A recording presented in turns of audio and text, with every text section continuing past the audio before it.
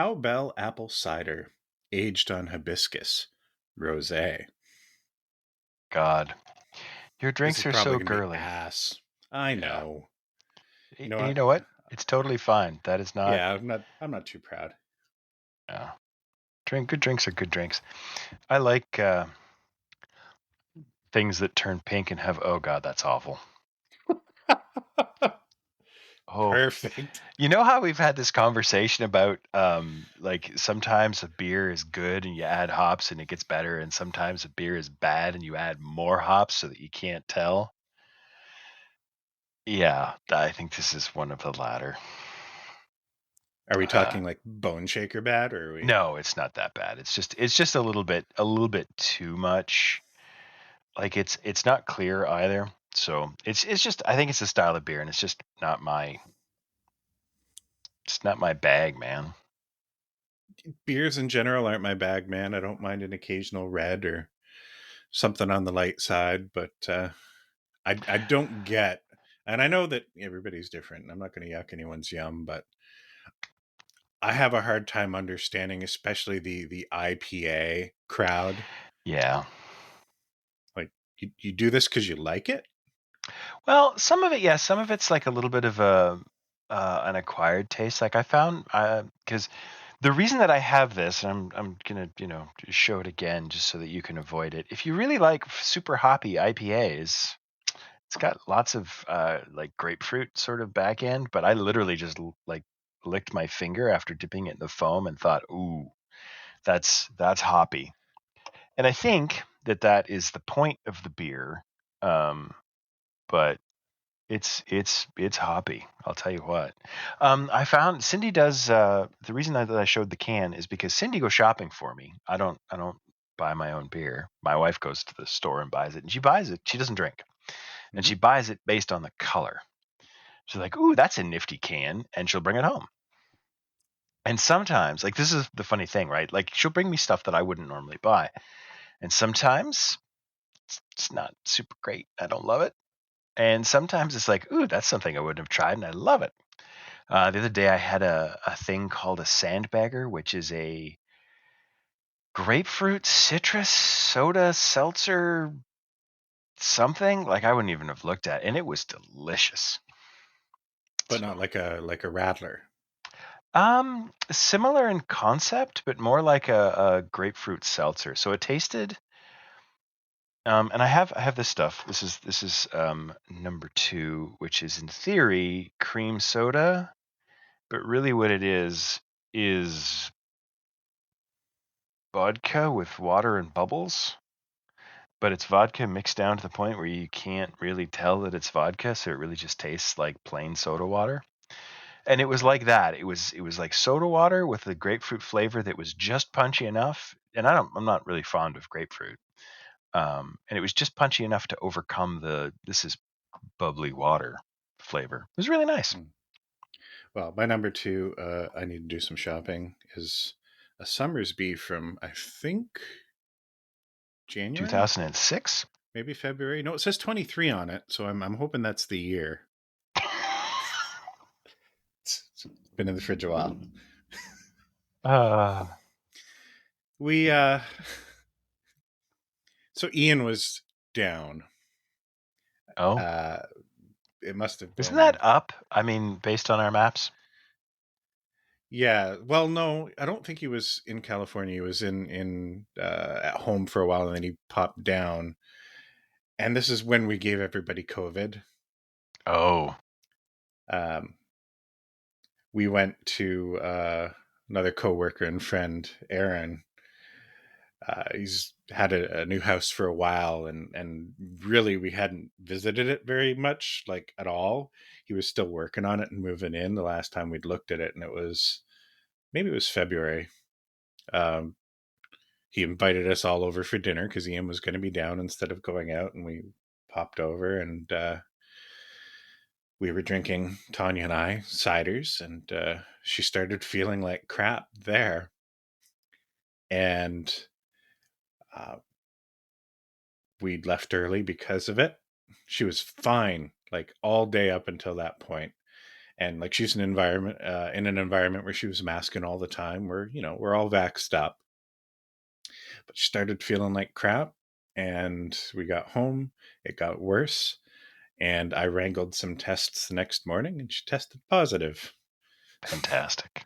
Yeah, it was like our first social engagement in 2 years, Oh.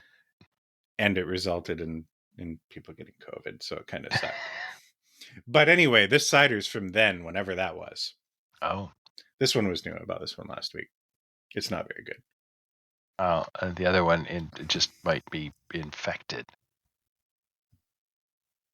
So, what have you been up to? Well, I bought a house, for far too much money and a scary amount of money. I say bought a house. I will be renting a house from the bank for the rest of my life. Yeah, so I'm excited about that. It's a lot more space. Um, Nice neighborhood. Met the neighbors. He's from Newfoundland. He seems good. It's like he's from Newfoundland, so he's super friendly. Yeah, so The that's picture about you that. sent over is a beautiful place. I'm jealous. Yeah, well, we grind away for 30 years and then you buy the house of your dreams just in time to retire and die. Yep. So what's new with you? Didn't buy a house. Not much No? new with me. Tanya actually, she's going through an interview process for a new job that sort of Nice. just kind of potentially landed in her lap. Um, I don't want to place any undue pressure on her. I mean, she nails every interview she does, and people love her. That's why I married her. But She passed that interview. it's almost literally double her current salary for a job that would be quite comparable to what she's doing now. So How it it would be works. pretty game changing. It makes a difference. Yeah, so she had an interview today. She's actually downstairs right now working on a questionnaire that they sent her that she needs to send back. And I'd say I was helping her with that, but really I was just sort of sitting there listening while she said things out loud and adjusted the things that she wanted to say. So I get to feel slightly useful Good. I doing mean, all the hard work herself, though. that's hubby job, right? It's true. Just, I mean, well, spouse job, I guess, like cheerleading to make sure that, yeah, you're doing great. You're awesome. You're amazing. It's always true, Mm. but it's nice to say it out loud. Yeah, I don't know. I really haven't told Tanya what we're doing with this thing yet. Like, I know Cindy listened to our one show. Tanya knows we're doing something, but I haven't actually said, hey, honey, why don't you listen? Here's a link. Uh, I'm holding off until we have a good show first. oh, well, that It'll may be a never while. happen. I don't know. I got to thinking about this the other day because I told somebody at work that we were doing a podcast, and I mean, this is the stupid thing, right? Like you watch successful people doing things on YouTube, and they're all like, subscribe, hit the button, ring the bell, do the thing, and then they're on Instagram and TikTok and Face and all over the place, right? Telling everybody about everything with links pointing everywhere, and I'm like, I didn't even tell them what it was called. I just said Yeah. we're doing a podcast, and like we have. I think I said we had 3 subscribers, and I think I lied because I think we have 4. Yeah, but I'm pretty sure one of them is you. 2 of them are me. Oh, okay. We uh, do have. I was looking at the metrics just for some of the actual podcasty stuff, and we do have a couple of my coworkers through some courtesy follows. I'm sure they'll be amused by some of it. Oh God, I Um, hope so. Otherwise, it's just torturing them for fun. I mean that I'm amused, and that's the whole point of this thing is just for us to sit and chat, right? But I get to thinking about just sort of looking back on how I felt about doing the first 3 episodes. I guess this is technically episode 4, although episode 0 shall never be shown unless somebody sends us a substantial bribe. Mm. But just thinking about how awkward it is to talk to a camera, right? Because we'll have this conversation with the cameras off, just talking over Discord or something, and then I don't feel any kind of pressure to not stutter or stumble or misplace a word or forget something. I don't think about, oh my God, have I combed my beard today? You know, and then you turn the camera on and the microphone's running and we're recording, and I'm thinking, uh-oh, I need to be entertaining now. Mm. You know, and I don't know. Like as time goes on and we do a couple of more of them, I'm finding less and less of that, especially since like, you know, our subscribers aren't going to cross 1 million anytime soon. I have nobody to impress.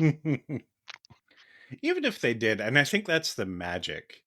The piece in the people that I listen to, podcasts, even YouTube channels, like what resonates with me is that they have a certain authenticity. Yeah. Like, I used to be impressed by the people that had the big game and like, it's always posing, right? Putting on a show, putting on an act. You know, from the time they hit record, it's the fake version of that individual. And as I've aged, that stuff doesn't stick to me anymore, Yeah. you know. There's something to be said for production values, but I think there's a lot more to be said for people who really care about what they're actually putting out there. Mhm. Like whether it's did I tell you about the guy that I saw on Reddit that's just like the old man reads the comics? It's Grandpa Reads the Comics, I think is what it's called. And it's No. literally a dude who sits down in a rocking chair in his kitchen with a newspaper, and he'll tell you what Marmaduke is doing today, or Ziggy, or who, I don't know. It's been like 150 years since I read an actual newspaper. I don't know what comics are in the newspapers anymore, but that's what he does. And he had I don't know, like 14 subscribers or something, and somebody posted it on Reddit, and now he has over 100,000. But it's like, I mean, like he deserves it, right? Oh yeah. It's not just that it went on Reddit. It's like this is something that he felt compelled to do, and he nails it. Like he's good. It's just like there was nobody, and then suddenly everybody noticed him. You know, and that was And there's cool. some lessons to be learned in that too, right? Like this guy's just doing his thing. He's just doing his thing. If you're into something, there's probably other people that are into it too. Might Yeah. take a while to find them, Or for them to find you. but you I don't did have notice to. that a couple of our shorts have gotten like 400 and some views. Yeah, I mean, I think that's mostly empty calorie views just because that gets sort of force fed into It's to fine. stuff. But That's fine. eh. So I had an idea for today. Okay. Uh, this is a topic that really is it's the whole reason I would want to like jump in front of a camera and talk to a nerdy person because like I'm not faking it when I say this is the part of my life that I look back on fondly. I guess I'm having my second or third midlife crisis, right? And I'm thinking about the good old days. Kind of motorcycle are you buying? I'm not. See, the appropriate response would be, I'm getting a light cycle. No. Anyway, I want to turn this into the land party episode. It is a significant Oh, part hang on. of, My computer stopped working. I need to format and reinstall. yeah, significant part of our early relationship as friends. Yeah. Uh, that little tight community that we were involved in for a few years really shaped and molded the kind of nerds we became for a while. Mm. Yep. So I think it all needs a little context. Uh, because like nobody listening today under the age of 40 knows what a LAN party is, right? I'm not Like sure that anyone under the age of 40 who isn't specifically involved in IT would even know what a LAN is. all right. So a LAN party is when all the nerds living in their mom's basement crowd into one of those nerds' mom's basements with ridiculous computers or consoles or whatever and game socially in an age where like broadband internet was barely a thing and you didn't just turn on your console and jump on Discord and hang with your friends. Roger Wilco was new at that point. Like, I think Roger Wilco came out after we started doing this. Do you remember, I still and have I it. know you have the you know where I'm going with this. I do, yeah. What was it? The Microsoft Game Ah, Voice, side white, Sidewinder Game Voice, something came with a like that. Plantronics headset, and it had Yep. that Puck. circular weird puck thing. Yep. You know what? I don't have mine. Mine broke, but we got one for Cindy as well. And I mean, she never used it because she hates headsets. Well, I mean, that's not true. She used it a few times, but I mean, I had the puck forever, and I plugged different sets of headphones into it just because it was a handy extension, right? Before wireless happened. Yeah. I remember though. I remember, oh my God, I remember playing Age of Empires 2, and you had programmed all of the frickin' commands in as voice commands, and you were sitting over in the corner of the room going, build house, build house, build house.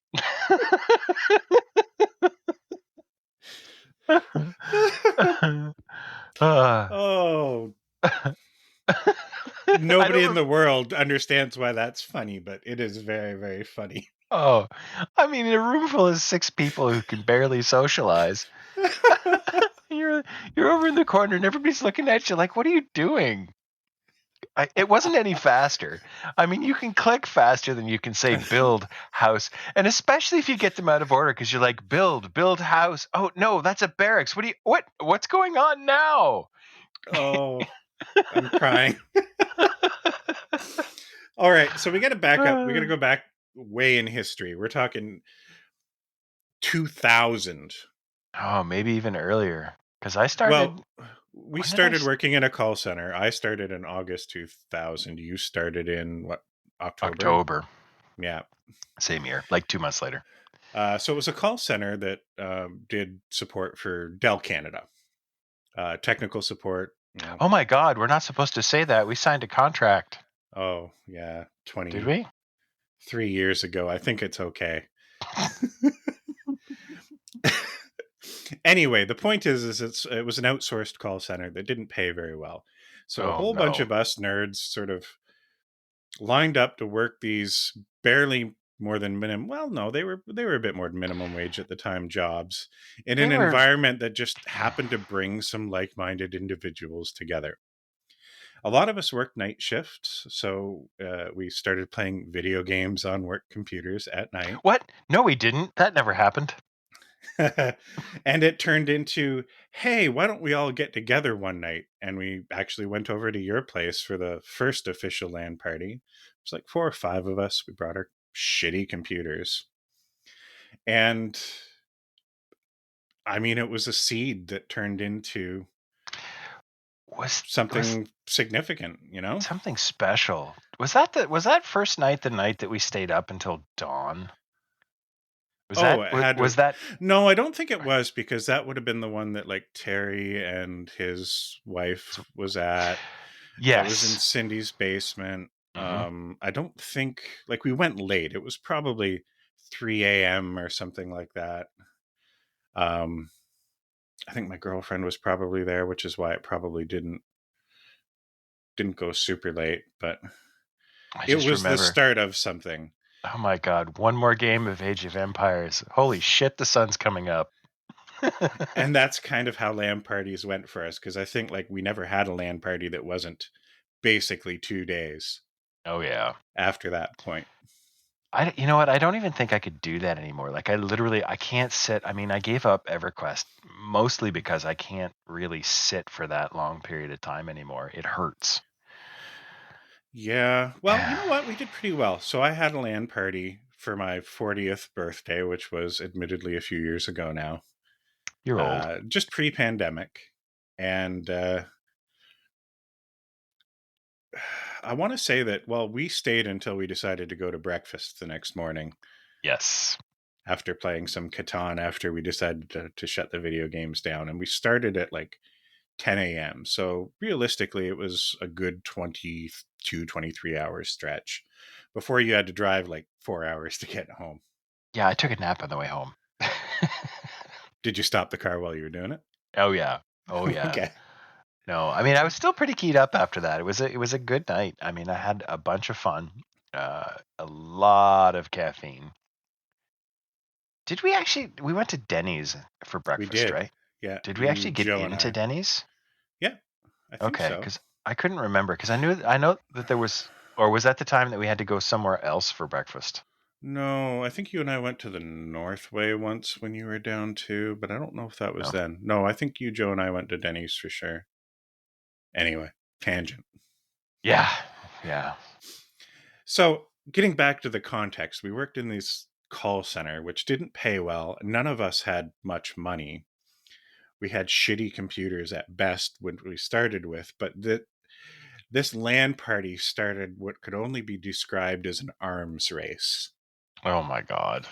of shitty technology.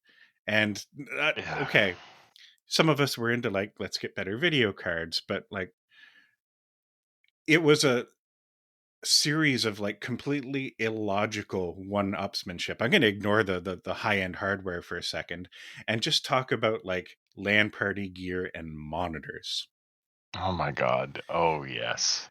So back in 2000, what would be considered a standard monitor would obviously be a CRT, old picture tube style monitor, probably around 17 inches. If you really did well, you might get a 19-inch. And like our first LAN parties, I think a 15-inch display at, I was gonna say right? 15 was kind of standard, 17 was the upgrade, and 19 was what the rich kids had.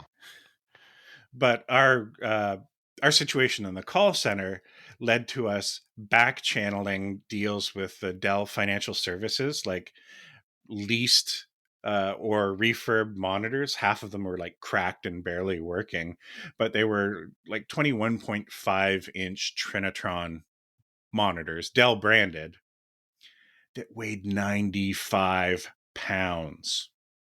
Big. Now, most of us were driving shitty little cars. Like I was driving a fucking Sundance and then a Cavalier. I had a Mazda 323 that was barely, it was held together with expanding foam. And your little Honda. Oh my God. I blew that. Yeah. With the blown head gasket that I then drove for about another 1,200 kilometers. Yep. Yeah. And most of us would like drive to random host's house, right? Everybody would say, "Hey, this is my turn. I'm going to host this one. We're going to plan it." So everybody's cramming into these tiny little apartments, and this is why it was so illogical. We get these big monitors that like take up a full seat in the car just to get them in. Oh, we And didn't usually like carpool. two or well, some people did. Like I usually had at least one other person with me. Some of us didn't And have cars. yeah. And then you and I invested in those folding black card tables, Oh my God. Yeah. right? Trying to go I still legit. have two of those. Yeah, mine all fell apart years ago. We got rid of them, but and then you and I got into the I don't think we ever spoke about it, but the tower race. Now, normally for LAN parties, It just nor- wants. normally for LAN parties, you look to downsize, right? Portability. Oh I yeah. eventually got into like the aluminum for Stantec LAN boy thing, but for a while there, you and I got into massive, like not full towers, but like full server tower cases, Yep. cases that when empty would weigh about 30 pounds a piece. They were cold rolled steel, like 18, 16 or 17 gauge, or something like that. Like I could put that in the back of my car, put my monitor in the back of the car, and the suspension in my Cavalier would just sink to the point where like yeah. This is What's that? my Antec Landboy, or That's a Landboy 2, is it not? I think It's so. not the I don't original Landboy. know. No, it's actually got kind of a brick for a video card too. I don't remember what's in there. It hasn't actually been turned on for about 6 years, but I still have it.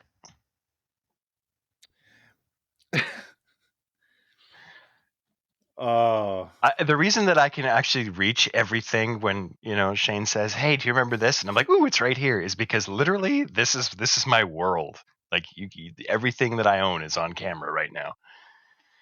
oh, that's funny. And the reason I'm buying a house, I have too much stuff for this tiny little apartment.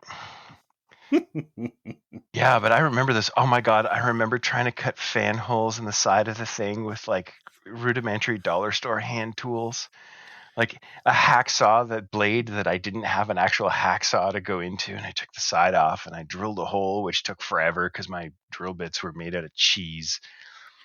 And So I then don't know if hacksaw blade with between two hands, just trying to cut a circle, and oh man. I don't know if you remember the two big towers that I ran for a while. Both of them were old AT machines that I'd gutted. So they didn't even have like momentary press power switches. They had like ka-chunk, in, out. One of them still had a turbo button that I I was used just as a gonna say, reset button. yeah, yeah. Remember I the ended up turbo like button? when I wanted to be really cool, because again, like none of us could afford, cool shit. So we tried our best. And I Oh, like so bought sad. some like automotive spray bomb shit and did my first case mod. I painted this all thing like a smoky gray and black. Like it was, I might as well have used a paint roller for as well as it actually turned out. But it was awesome at the time. And then, of course, I get this like monolith chassis, right? This massive beast painted black and gray. And then we didn't have RGB lighting back at that point in time. So you either had something that was like white, something that was blue, or in my case, something that was yes.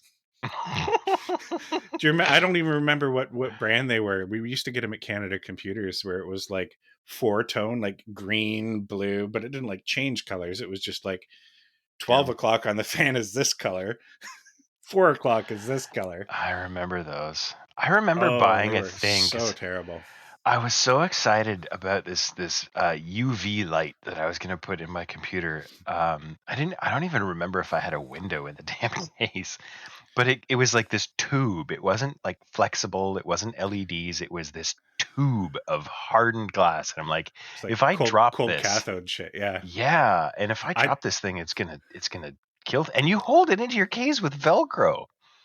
I I'm like, gutted this my is not safe. I made my first one out of a scanner. The bulb out of a scanner. Oh, yeah. Necessity is the mother of invention, but you know what? We probably shouldn't have done any of that.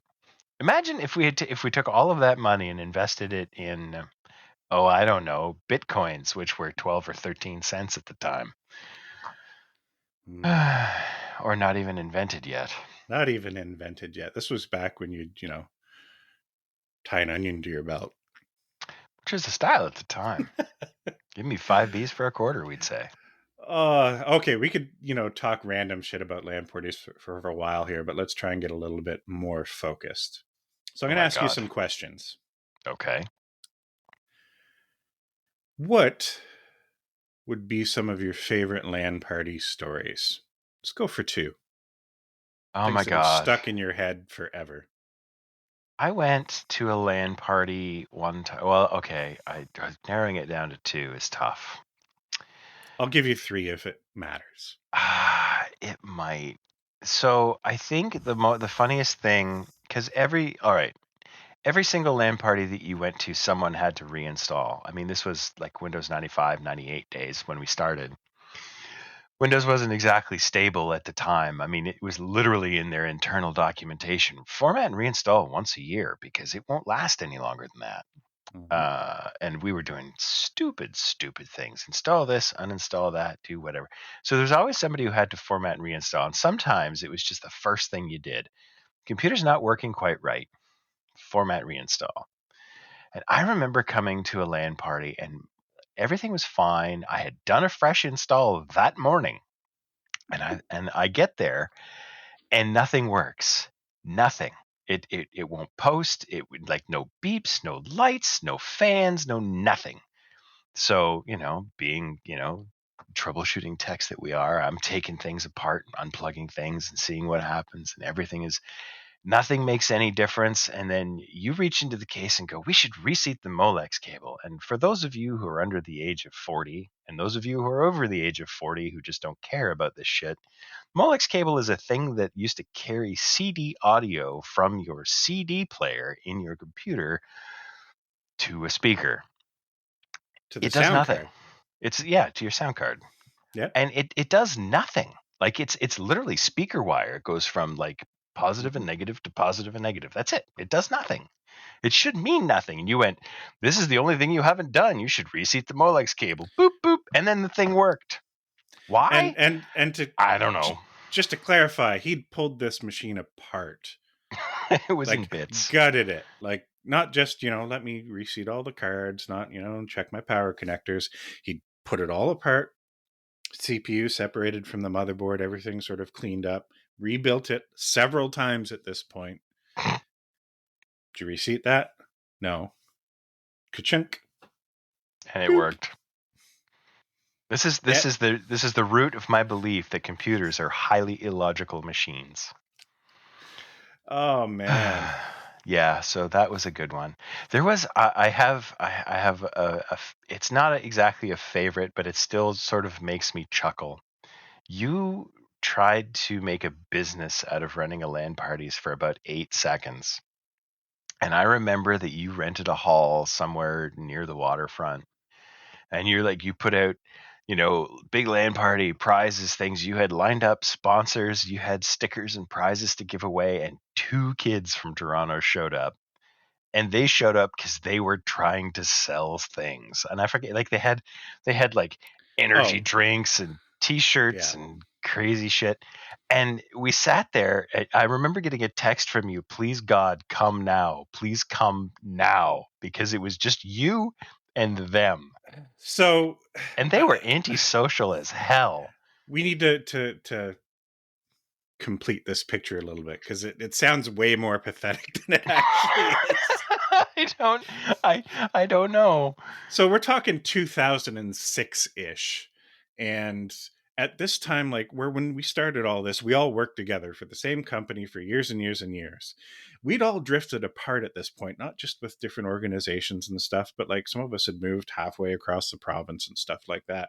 So I spent months leading up to this land party talking to the old crew. Hey, you going to be there? And it's like, yep, 90% I'm going to be there. 80% I'm going to be there.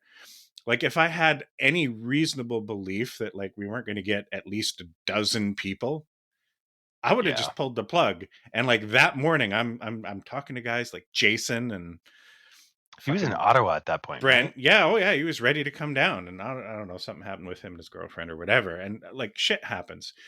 We're we'd come to this point in our life where we needed to be a little bit more like adults. I mean, we were man and women children at this point. Oh yeah, oh So, yeah. I mean, it was very much a life lesson for me, but it wasn't this sort of pathetic thing where, like, nobody came to my birthday party after sending the entire class invites.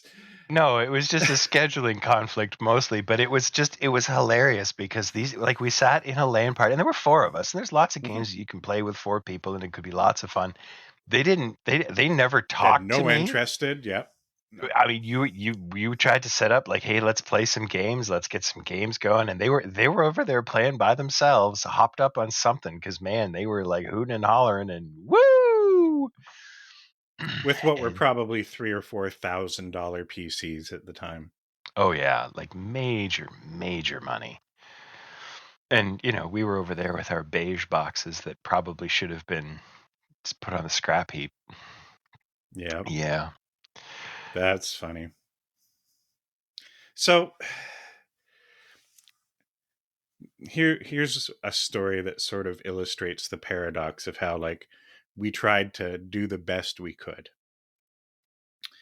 We'd invest in some hardware, like we'd scrimp and save, all year to be like, I'm going to buy this second or third tier video card that is almost a generation old at this point or whatever.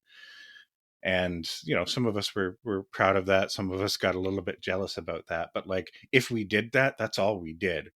So our average LAN party started out with like a 5 or 10 port, like 5 gigabit hub, not even a switch when we started. Yeah. And part of the challenge is just getting everybody on a network when you don't have anything assigning IP addresses. And Yeah. you know that's for after you format and reinstall.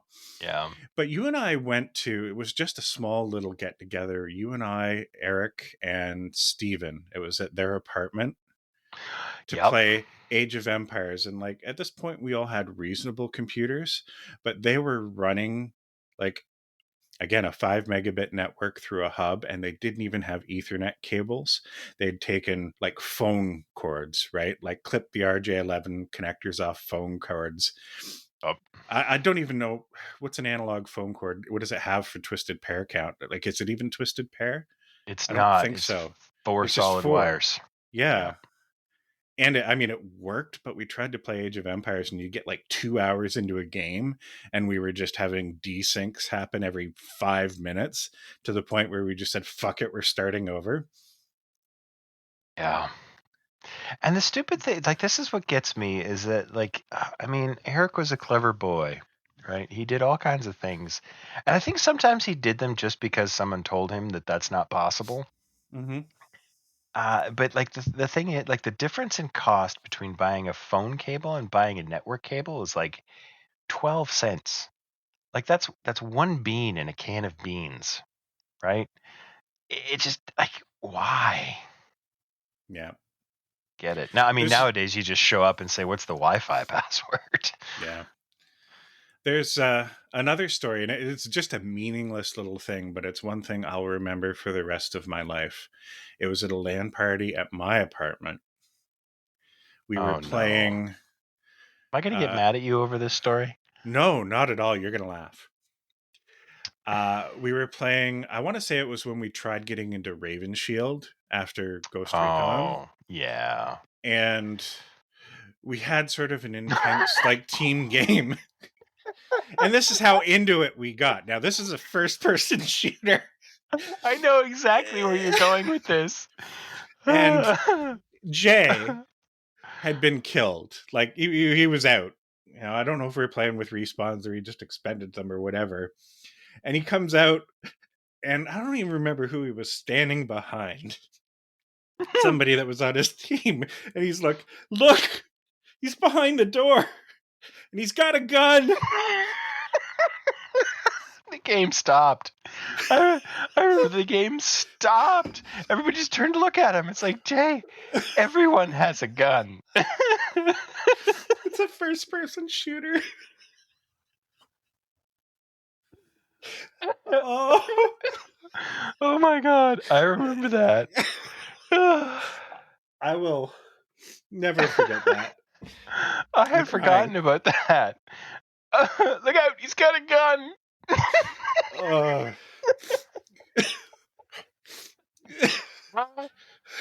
Oh, oh, I miss oh, those days. Oh. oh. So do I. All right. So let's talk about LAN party games. Okay. What were a couple of your favorites and why? Now we've already talked about Age of Empires, so I think we have to uh, I mean, bring that up. Specifically, Age of Empires 2, Age Age of of Kings. Kings with the Conqueror's expansion. We invested probably more time in that game than Oh, any other game, just because it's like a game took several hours the way we played it. yeah, and it's funny because I played online for a little bit once that became possible, and I like because for a little bit there I was sort of dominating our sessions in Age of Empires, Hmm. and so I thought I'll hop online and see where I stand, and I was No, beaten in 6 minutes. yeah.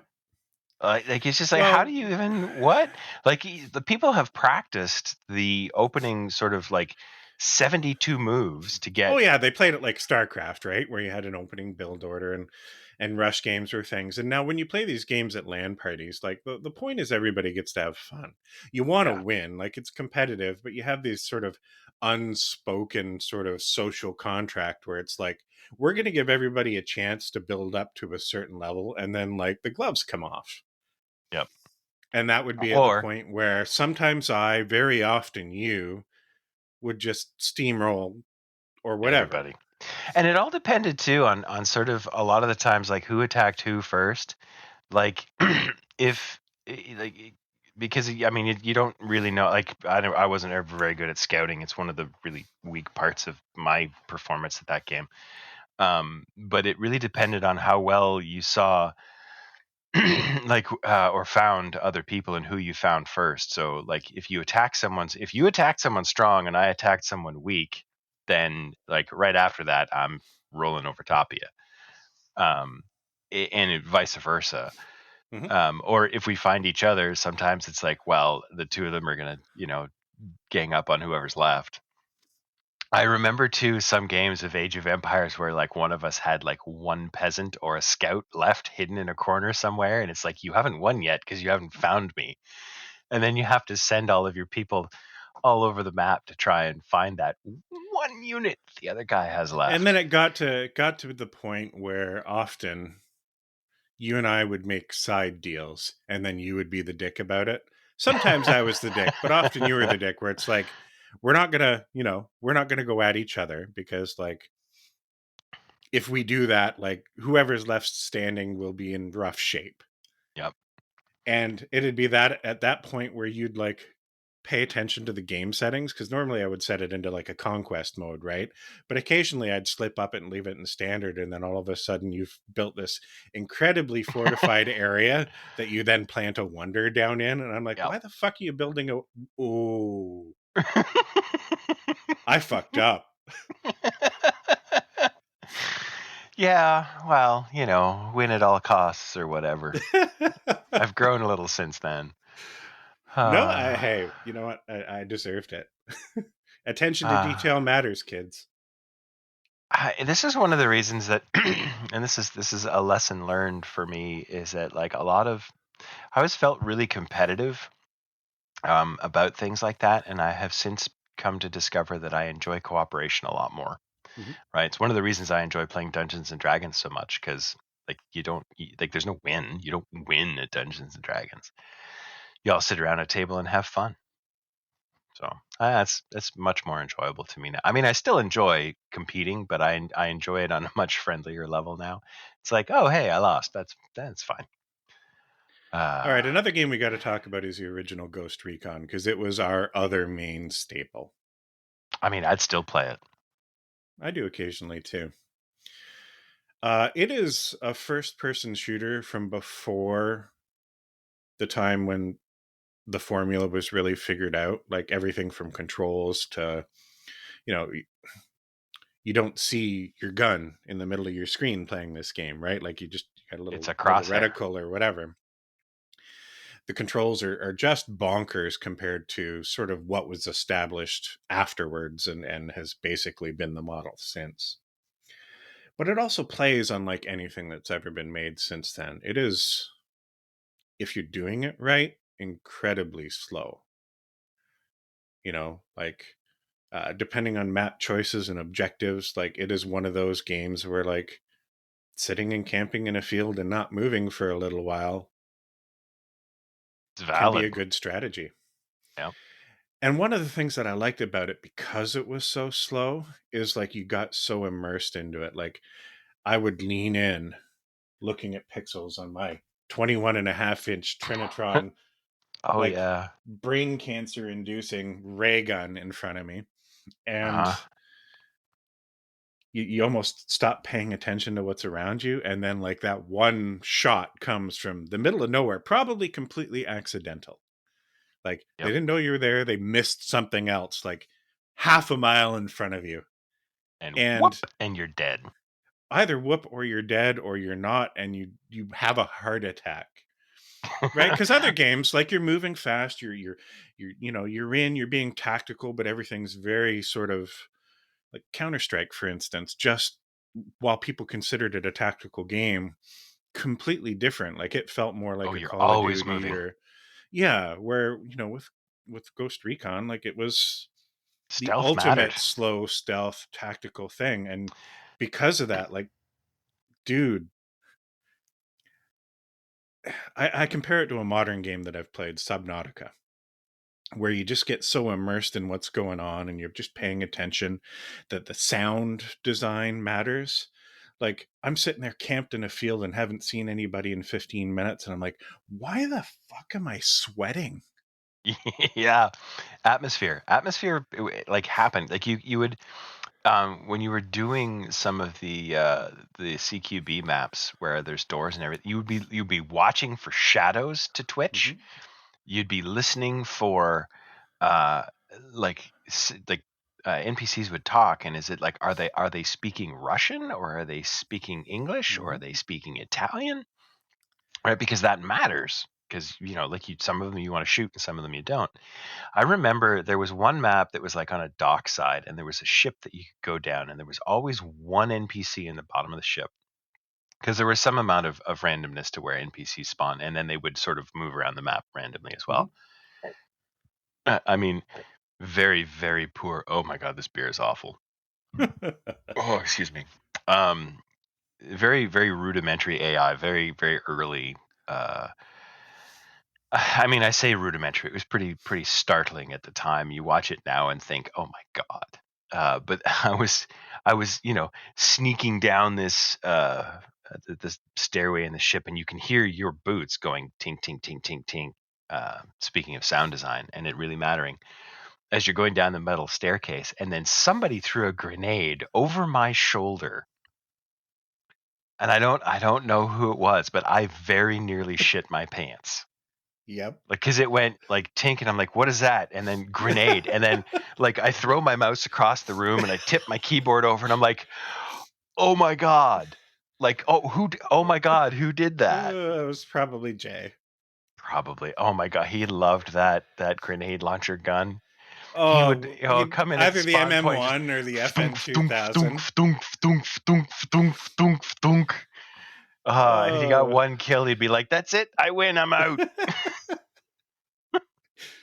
17 friendly kills. Yeah. One enemy. And he would do Oh. this not necessarily when we were just playing like co-op against AI, but also when we were like doing team against team stuff.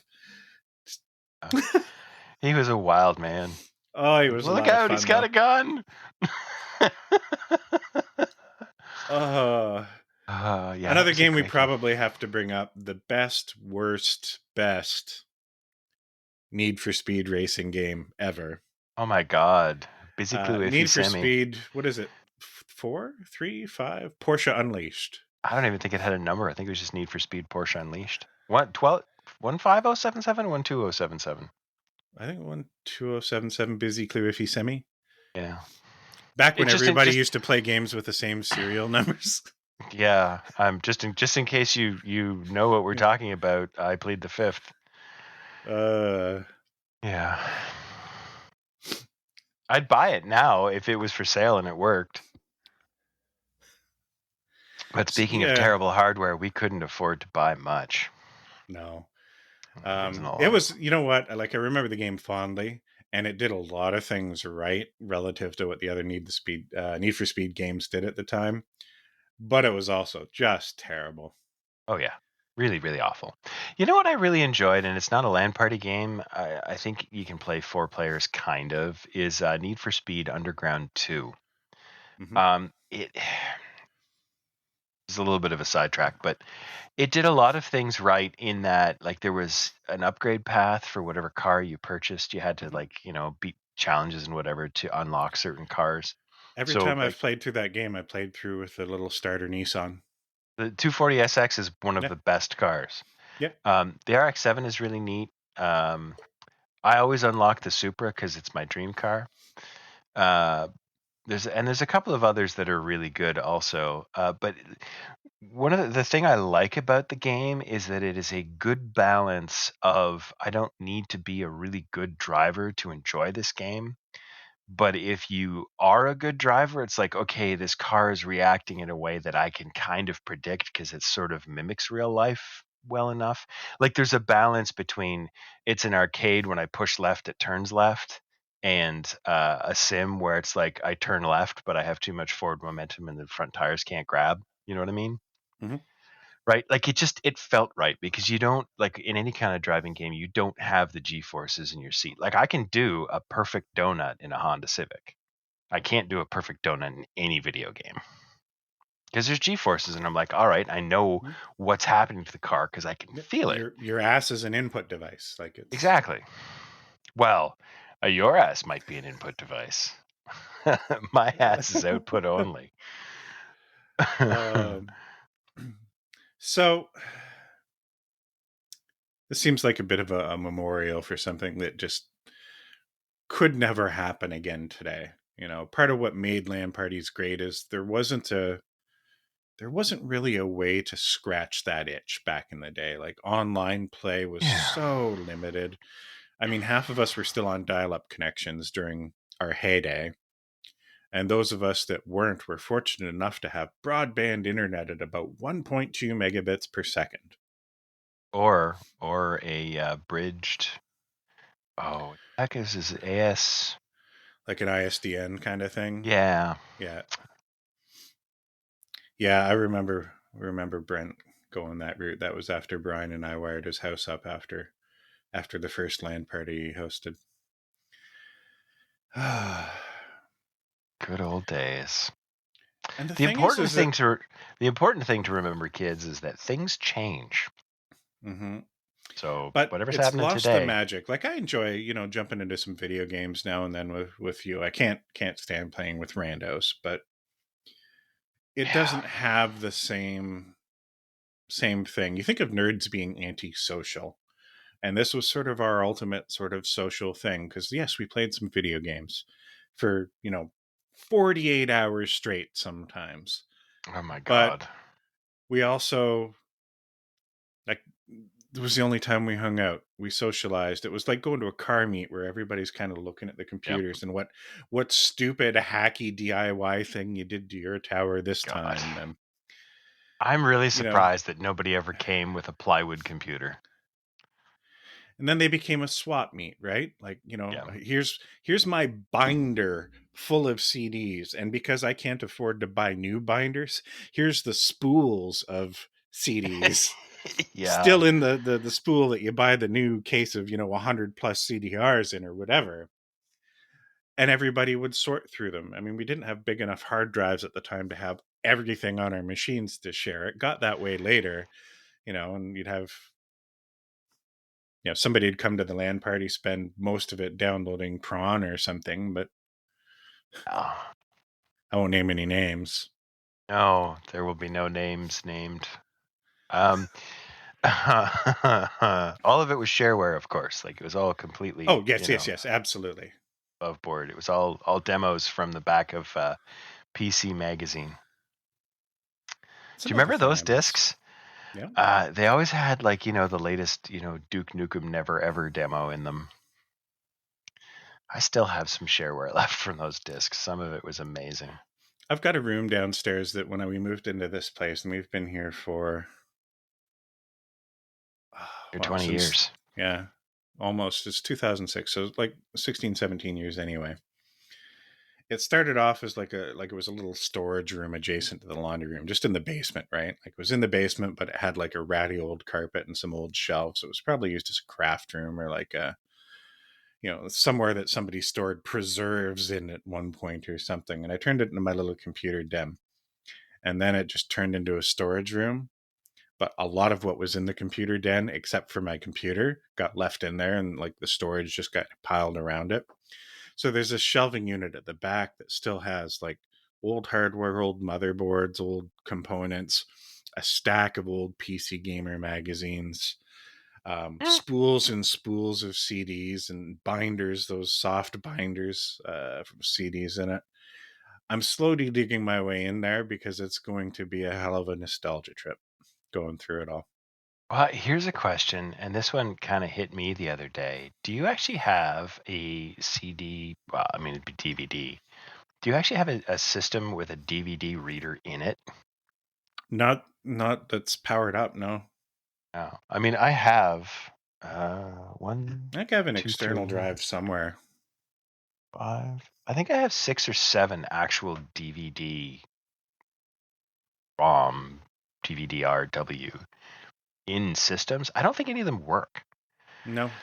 The thing that I found happened with those things is that you'd buy like the latest, and I remember like the sort of standard was 4x, and then we got up to like 52x. Yeah. Um, but like they stopped working Hmm. completely after about 6 months. But you'd build new systems and you would lose the little front plastic things that would take those like 5.25 inch bay slots, right, and cover them Yep, up. So you would just jam a drive in there. Wouldn't even be yep. hooked up. Yep. Yeah. I have several of those. Still, I need. Oh my god. Well, we're gonna start packing here in a couple of weeks, and I'm gonna have to go through my computers. I have one that I actually have to return to work. But I have an old Mac Pro or Power PC Mac. You know, the one that ran Windows, the original one, the original Mac that came Like, like big steel case. oh, Somebody okay, gave yeah, it to yeah, me, and I was like, okay, cool. I'll learn what Mac's all about. I've literally never turned it on. I yeah. don't know what's in it, so I'm likely going to have to destroy the hard drive and give away the rest. Yeah. Oh man, I could talk about LAN parties all day, but let's move on to something else. Okay. I thought it'd be fun to talk about some of the nerdy side projects that we have on the go. Now, we we almost started this podcast to talk about one of them, and we kind of pivoted last minute. And that's that you and I are developing, sort of Kinda. developing. We spent a few hours prototyping and haven't put anything into it since then. Our own role playing game systems. Why? Why are you doing that? Oh man, the why is complicated. Some of it is just because I'm a big nerd and I like math. Um, like not real math, like fake math that doesn't matter. Because if it matters, I hand it over to an engineer. Um, some of it is just because I think games in general are designed poorly, and I'm not talking about role playing games. I'm talking about pretty much everything we do. Like everything that we I read a bunch in the D&D Reddit stuff that just pops up in my feed, and I read through it, and I see people having discussions about like, oh, marshals don't do enough DPS, or the casters get all this stuff, and 5 rests or 6 rests or 6 encounters per rest, and I'm thinking to myself like, what is the actual point? And some of it, I think, like there was a big influx, obviously, during COVID of people who played these games because there's something you can do and play online and be a little bit social, and that's awesome. But sometimes people get a little too wrapped up in the idea of rules, right? And I remember running into these people like when I was in high school who would be like, "Oh yeah, like this rule and that rule, and you have to do," and it's like, just dude, it's a game of let's pretend, make something up. So my and I think that we've actually sort of, done a bit of this because my interest and approach to it is that I want to simplify things to the point where the rules don't matter, Mm-hmm. right? If you come to something or some kind of a point in the story where you have to make a decision, you could almost flip a coin. The idea that and the sort of trope of RPGs is that you like RPGs of all kinds, whether they're online or tabletop, is you start as, I mean, it's the hero's journey, right? You start as a simple farmer, you don't know how to do anything, and then you find a magical sword, and you have to go on a quest for the other magical sword, or the magical crown, or the magical MacGuffin, whatever it is. And along the way, you learn to use a bow and you learn to cast spells, and then you become the most powerful thing in the land, and then you throw a funky weapon at somebody and become the Beastmaster, right? Like every 80s fantasy movie that exists. And I got to thinking because there's also like it ties into my brain, and this is the way my brain works is all of everything sort of comes together and everything is interconnected. And if you want to understand more about that, you need to read Dirk Gently's Holistic Detective Agency by Douglas Adams. Um, so there's also a thing when you look at how superhero movies are made, which is every time that a superhero movie is made, you see the origin story. Somebody does something bad, which usually involves, stealing from rich people, and then there's a space laser. You don't ever just come in the middle. Everything goes from you are nothing to you develop, and now you're a Superman, right? And I really like the idea of starting in the middle of the story. We don't know how it started, and it's not important. right? It's lost in the mists of time.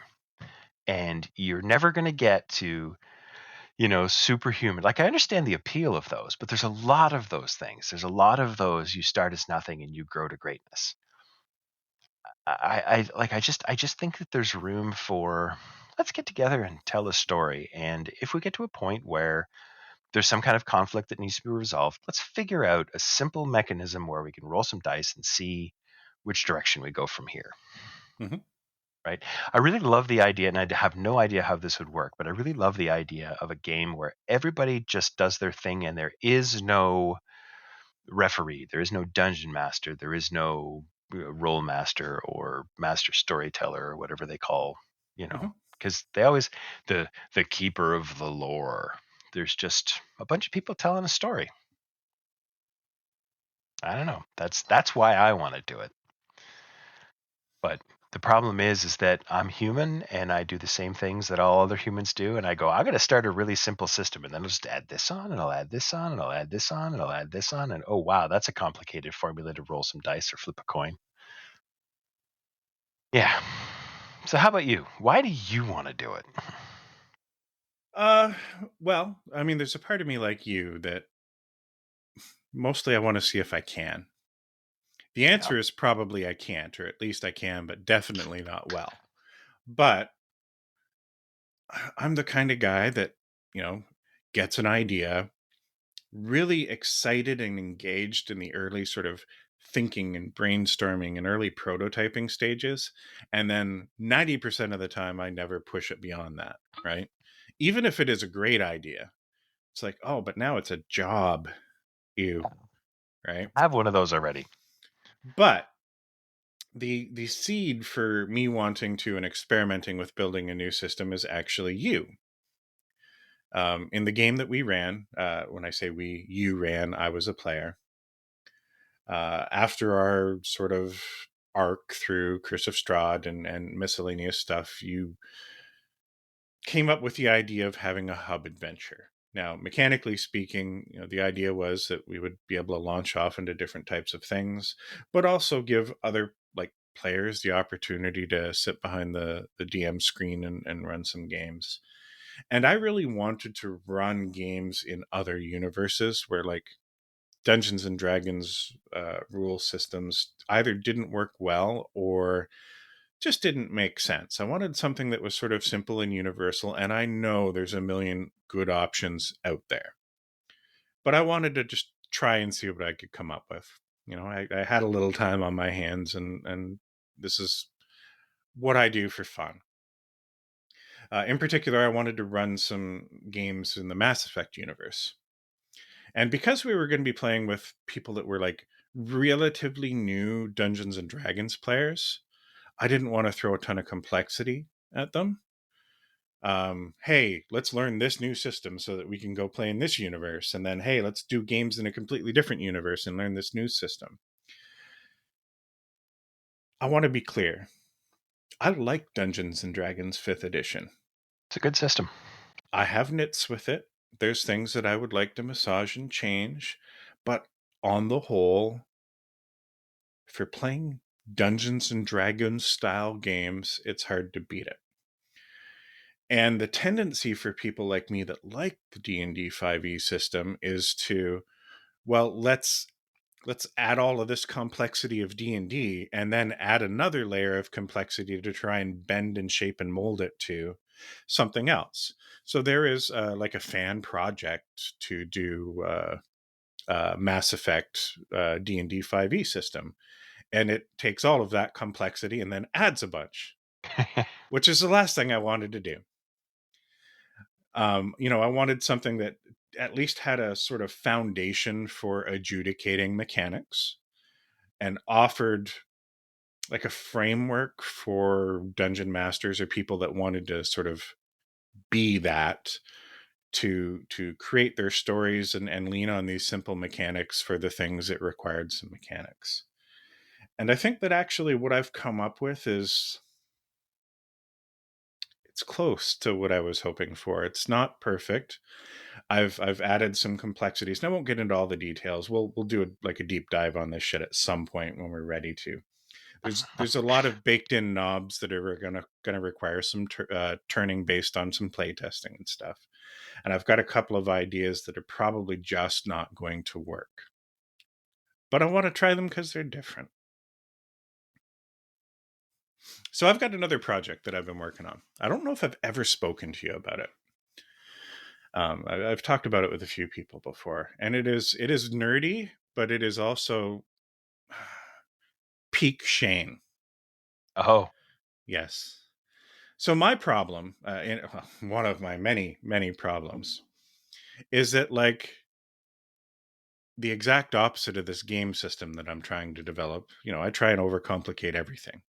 I try and turn something that like is simple into this complex web of, but I could do this with it. And sometimes I think about it in the like scope of creating content because I've wanted to do something, YouTube channel, podcast, whatever, and it's like, well, if I do this, I can like triple dip and I can turn this into content and I can turn this into content and this give me an excuse to, Everything is content. right. So keep that in mind when I explain this idea. As I've got like older, my tastes in the media that I'm consuming have changed, and even the stuff that I watch on YouTube has changed. And I wouldn't say that I'm into the whole ASMR thing, Mhm. but there are some things that I watch that I find absolutely mesmerizing. And one of them is a couple of YouTube channels that specialize in like latex paint pouring art. Okay. Literally it's just often it's pores and splatters and patterns and like, you know, twisting and turning of a canvas to let like all the different colors mix and kind of like spill off in different directions, creates all sorts of weird abstract art. Mhm. And I really like the art. Like I have a bunch of that sort of art in my house. But I've really come to just love watching it being made. Now, Shane, are you saying you want to make art? No, that would be way too simple. What I want to do is build, and another excuse is I wanted to get into some CNC stuff aside from 3D printing and whatnot. Like I haven't actually done a lot of CNC stuff where I'm actually dealing with like microcontrollers and direct sort of input for servos and stepper motors and shit like that. And I was looking for a project to be like, hey, this is an excuse to learn some of that. I want to build a robot like a CNC-ish, CNC adjacent robot that eventually, like phase 2 Mark 6 version of it will, accept some input for inspiration and paint these things, film it being painted, auction the shit off online, and triple dip on the content and potential revenue from it. And listen, Oh. there are people out there that will watch it. So, there could be like content about making this bot. And I've kind of like, I did a little bit of research, but I'm like, if I'm going to turn this into content, I got to do it right. So I don't want to like build the thing and then start, making Mhm. content. So that's one of the reasons, in addition to the fact that, hey, it's work, right? But I want to do the nerdy shit, which is like talking about the process, sort of like there are a couple of YouTube channels that we both watch, like Stuff Made Here, where it's like, I mean, he's doing cool shit that I'd have no idea how to do. Like, here's a basketball net that just tracks your ball and automatically goes to the right point. Oh, But what's good about yeah. him is like he shows you all the failures and the thought processes and the brainstorming and the rabbit holes that you go down. And I think this would be an amazing project just for kind of doing that, right? Like talking about I don't know anything about CNC. I don't know anything about, you know, here's my DIY approach to trying to figure some of that out. I would be interested in that because I do some of that for a living. Well, I know you would be, and maybe this is a a project that you'd probably do overnight, and it'd be great, and maybe that'd defeat the Oh, purpose. no. No, no, no. Take your estimate for however long you think it's gonna take, double Hmm. it, add 30%, now you're close. Hmm. But imagine, so this robot, it's just got hoppers with random paint getting poured into it. Like Mark One would not have the ability to select paints and mix it. Like I would just, Mark One, my original sort of drawing for it, literally had like a pancake uh, batter dispenser at the top that I was just sort Okay. of opening uh, Okay. on demand kind of thing. Sort of your typical like gantry setup on common on like CNC routers, right? And you know, move this way. Didn't really need to move up and down for Mark One, and I'd have my uh, gantry move this way, sort of on the bottom plate. But I wanted to add sort of a lazy Susan that I could both tip and spin, so I could rely on like centripetal forces to spread paint when I needed to, or when I wanted to tip it, I could tip it that way with cameras focused on it. So I'm recording this happening and being painted, and you're not seeing some fat white dude with hairy arms in the way ruining the experience for you. It's all done by the CNC bot, and then I can do like the slow mo ASMR version of it with just like the nice, you know, royalty free music playing in the background. Like that'd become a YouTube channel of its own. And then you'd have the opportunity to buy, like wouldn't be worth much. Like we're talking $10 a print here until, if it ever becomes popular, maybe it goes somewhere. But, you see this being made like in a live stream. Then there's the ASMR version of it on a YouTube channel. And then there's just an auction link to be like, hey, You want it's it? 10 days, highest bidder at the end of the 10 days. We're just going to ship this to you. There's like three avenues of content and four avenues of revenue in this idea, which is why I liked it. But it's so overwhelmingly big at this point that like it's never going to happen. So like you do it because I'm probably not. Oh, yeah. Well, I'm not. Like, that sounds way too much like my day job. Yeah. Yeah. And it was going to be an excuse for me to get into some more like Python development. Like you can do some CNC sort of stuff in Python on just a Raspberry Pi, which would have been sort of my Mark One controller, where I would just be sort of building a simple sort of coordinate system for moving shit around, um, pre-programmed kind of like uh, tracks that would just sort of get merged together, and it would do some boundary calculations just to make sure that I wasn't moving out of boundaries. And every every painting would be unique in some way through a randomization process to start. But ultimately, like my end goal was like, well, what can I do to make this special? Now I'm not building AI because I'm an idiot, I don't know how to do any of that.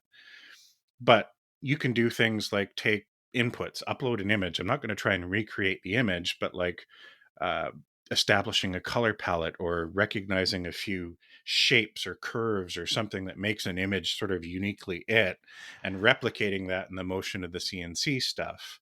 Or even taking something like upload a song I was gonna and say music extract would be something good. from the song that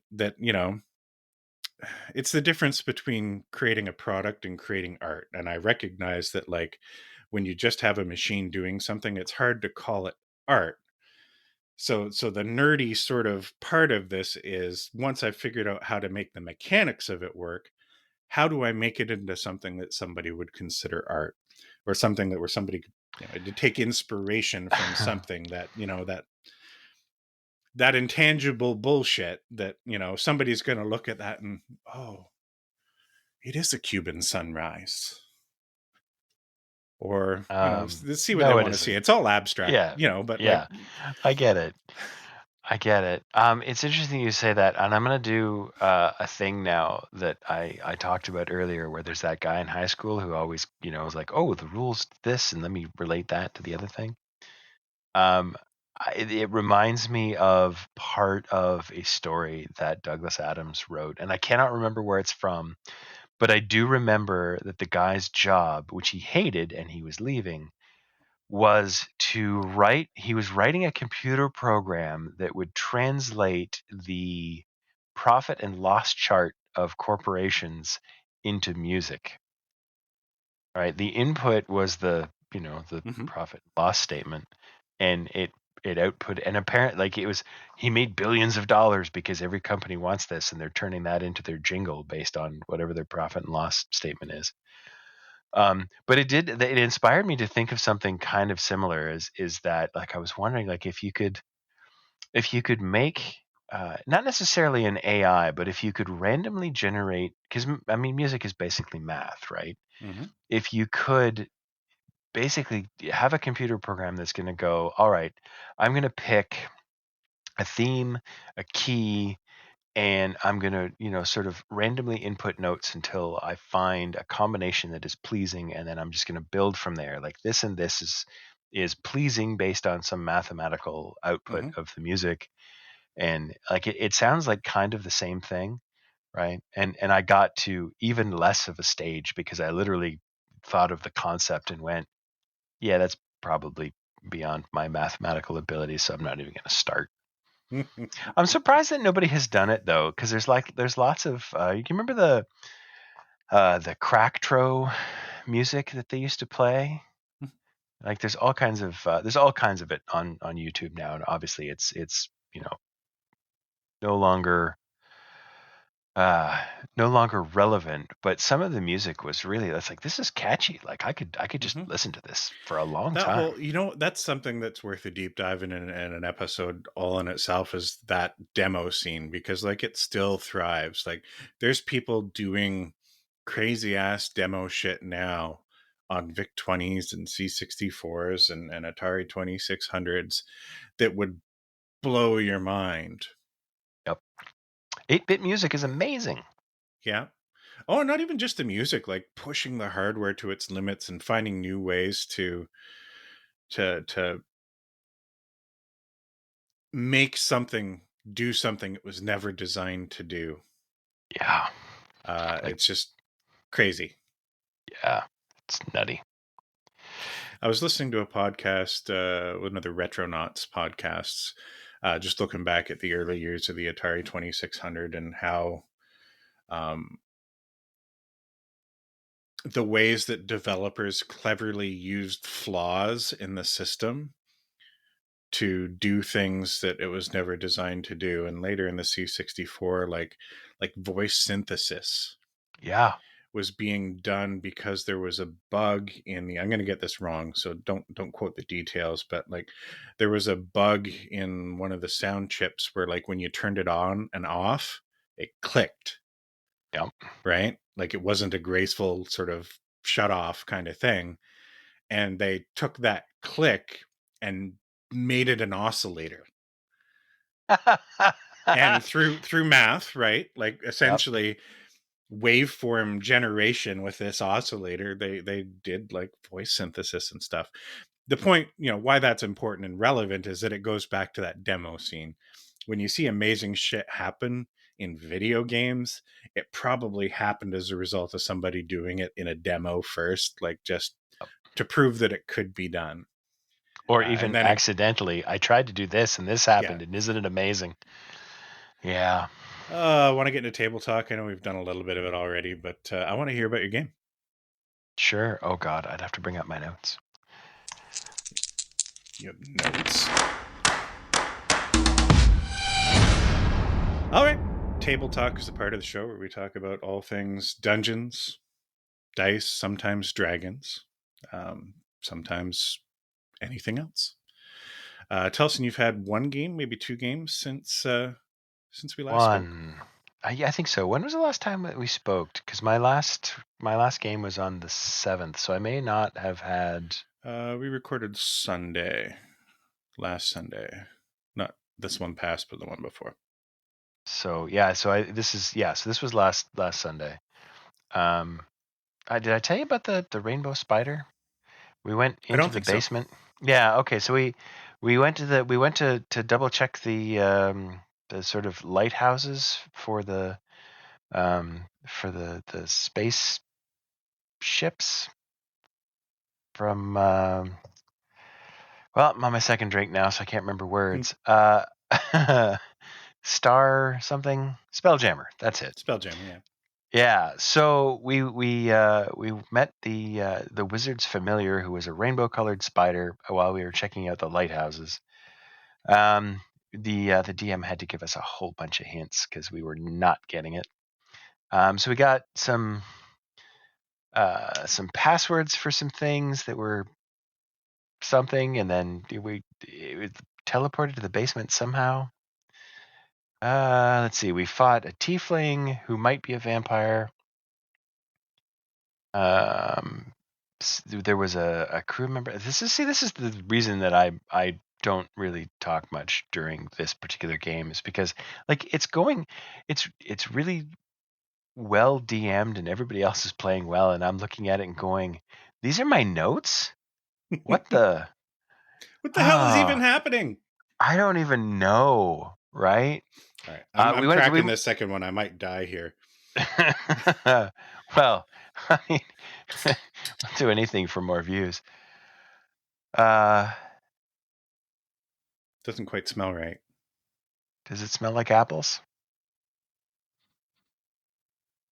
Apple adjacent. Close enough. Nope. Yeah, I mean, anyway, so we won the whole situation, but we got a whole bunch of neat Spelljammer type items.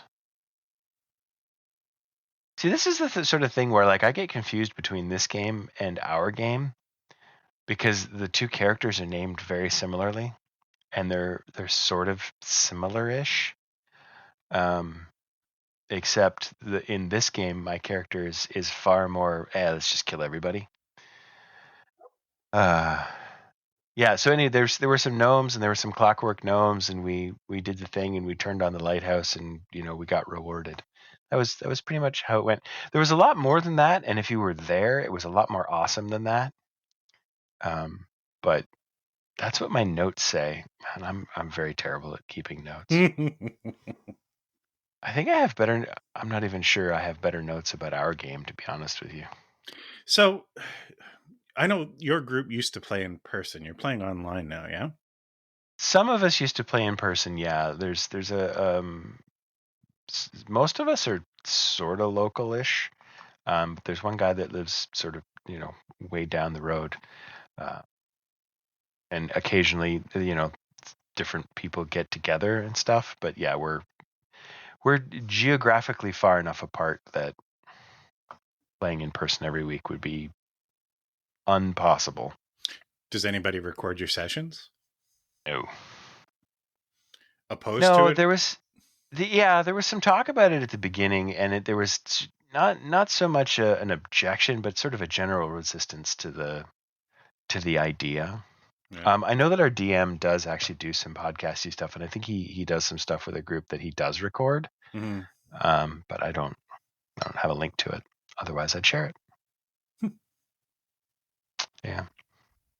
So our game, you worked your way down into the mines, tracking down these people that were responsible for an attack on your party and some of your associated business partners in your very first session. You got to the second level, really, when you started hearing some chanting in a strange language, and I knew Cindy had the comprehend languages spell, which was kind of why that was in there. You The really skipped over the most important part of the session, though. Well, I guess we got to figure out what that part is, but you worked your way down. You found this chanting that was like they were trying to speak to a demon that they were trying to rise or summon or something like that. And yada yada yada. You got down. You defeated one of the bad guys. The other one fled. You took out some of the henchmen, but they managed to free the demon. And then what happened? And then the demon turned out to be a stoner swinger from the hippie guy who likes orgies with various interspecies things, and then he pulled a horn out of his ass, which we can apparently use to summon him. Yeah, and we How call him Eddie. I have to ask the question. How did your wife take that?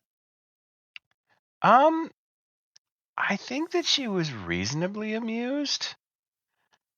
Um, it was definitely an odd thing because up until now, um, other than a few sort of side jokes, the whole campaign has been kind of serious, a little bit serious, not It's been super serious. serious, but also like that's partly a result of like, with the exception of my wife's character, all of you are super serious as characters.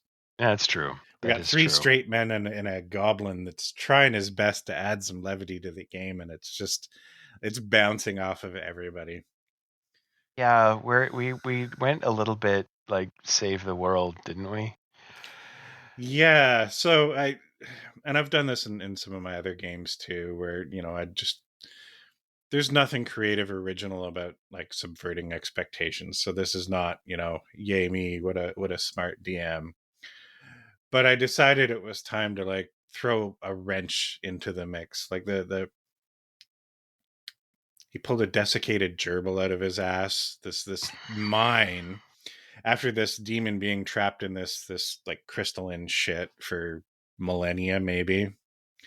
Like this used to be basically a sex dungeon or like vacation spot for him, where he had this amazing Oh, orgy planned and everybody was attending, and some fucking adventurers came in and like crashed the party, beat up a bunch of the guests, and set off something that resulted in this poor dude being trapped in amber. Now he was Armonite is the stat block, and it's basically, think of a demonic sort of insectoid centaur, right? So the last thing you would think of as sort of a hedonistic kind of free loving dude, but he is basically Bacchus, the Roman god of wine. yeah, So the I don't most know. You important guys part of the are you session for guys me, are though, okay. Go ahead. most important part of the session for me was we're gonna bluff our way in, and it literally just didn't work, like at all. Where all of us were, I mean, well, I should say, I know that most of us, like, there's two rogues and a monk with a criminal background. All of us are good at bluffing our way into places. And my wife, playing a sort of wizard ingenue, who has absolutely no ability whatsoever to fool anyone, convince anyone, or scare anyone. We walked in as we're the OSHA inspectors, basically, because there's some people who have been killed in this mine, with clipboards and things telling people that they're gonna. And 10 seconds into this encounter, my wife charges forward and goes, "Listen here, you've violated this, that, and the other thing." And it's just like they're just looking at her like, "You're full of shit, lady. Like you have no idea."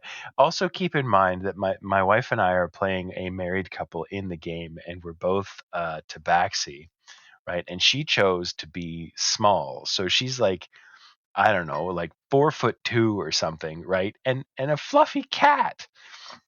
And she's like, trying to intimidate this orc with a kit with a clipboard, is like, "Look here, do you see the regulations that you're in violation of?" And they're just looking at her like, this doesn't exist. We don't There's no mine inspector. What are you talking about? But the important setup for that was literally 20 seconds before, when Paige, your wife in game, was like, honey, you do the talking. You got this. Yeah. Yeah. And I And then think I you got said, 4 words out of your mouth. And then she's just like pushing you out of the way, charging in, waving this clipboard.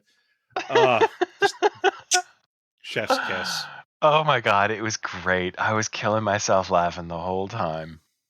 I'm like, she totally rode right over top of me, and I'm just like, "You go, All girl." right. I kind of In the wanted meantime, this to turn into a fight anyway. yeah, I Please mean, don't die before it does. yeah, yeah. Just please, please let me stab people before they kill you. that's the other important piece of context for there why it's so ludicrous. She's a wizard librarian, like scholarly character, completely out of her depth, trying to play like a rogue. Now, Yeah. the setup is it's a world where magic is barely a thing. Uh, as a magic user, she's special, so there's a hesitancy to put it on full display. But also, as somebody like as a scholarly character, I don't think she's ever come out and say it, but like what magic she does, it doesn't feel like she's ever really done it before. Like she's trying all of this for the first time. In Yep. our first session, she's sitting there trying to stabby, crossbow, and wizard, wizard. What are you Like, what are you doing? doing? You're a wizard. Like throw fireballs. What are you Yeah, doing? yeah, Uh, and that's still sort of what's happening, but in a yep. more comical way. Yeah. And I'm I gonna mean, I'm she's gonna doing that on run up purpose. and back. Oh yeah, yeah, yeah. It's great. I'm Yeah. not complaining, but just the run up and get in this orc's face and try and piss him off, and then like do the monk shit all of a sudden. I'm gonna backflip off of this stage that I'm on and try and do something super cool and badass. And uh, I mean, It just like doesn't roll quite for work. it. No, not at all. It's great. uh, no, I mean, she's playing her character to perfection. It's great. Uh, and it's funny every Um, time. my other game has progressed. I think I've had a couple of sessions of that one since we last spoke.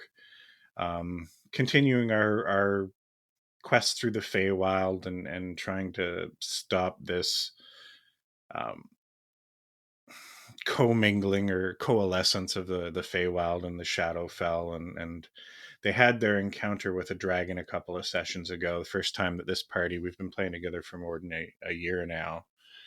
They're level 8. Have seen a dragon. Like I haven't even thrown worms or little whelplings or anything at them. Because I've moved them to the Feywild, it's appropriate. You're seeing all kinds of shit for the first time. And their reaction, as I mentioned in our previous episode, was just great. Like they shit their pants and it was wonderful. And in this one, they had their first encounters with undead. They were Oh, they were traveling down to the south end of sort of this main continent to uh, plains of echoing thunder or whatever it is to find these centaurs. They'd received direction that the centaurs could help them get into this place, which is kind of like a Mordor style thing, where there's one of these. We're calling them elemental tethers for now. It's sort of the mechanisms that are responsible for this convergence that's happening, and they need to find them and whatever they are, deal with them so that things can kind of go back to normal. And they tracked down these centaurs. The centaurs were being attacked by undead when they found them.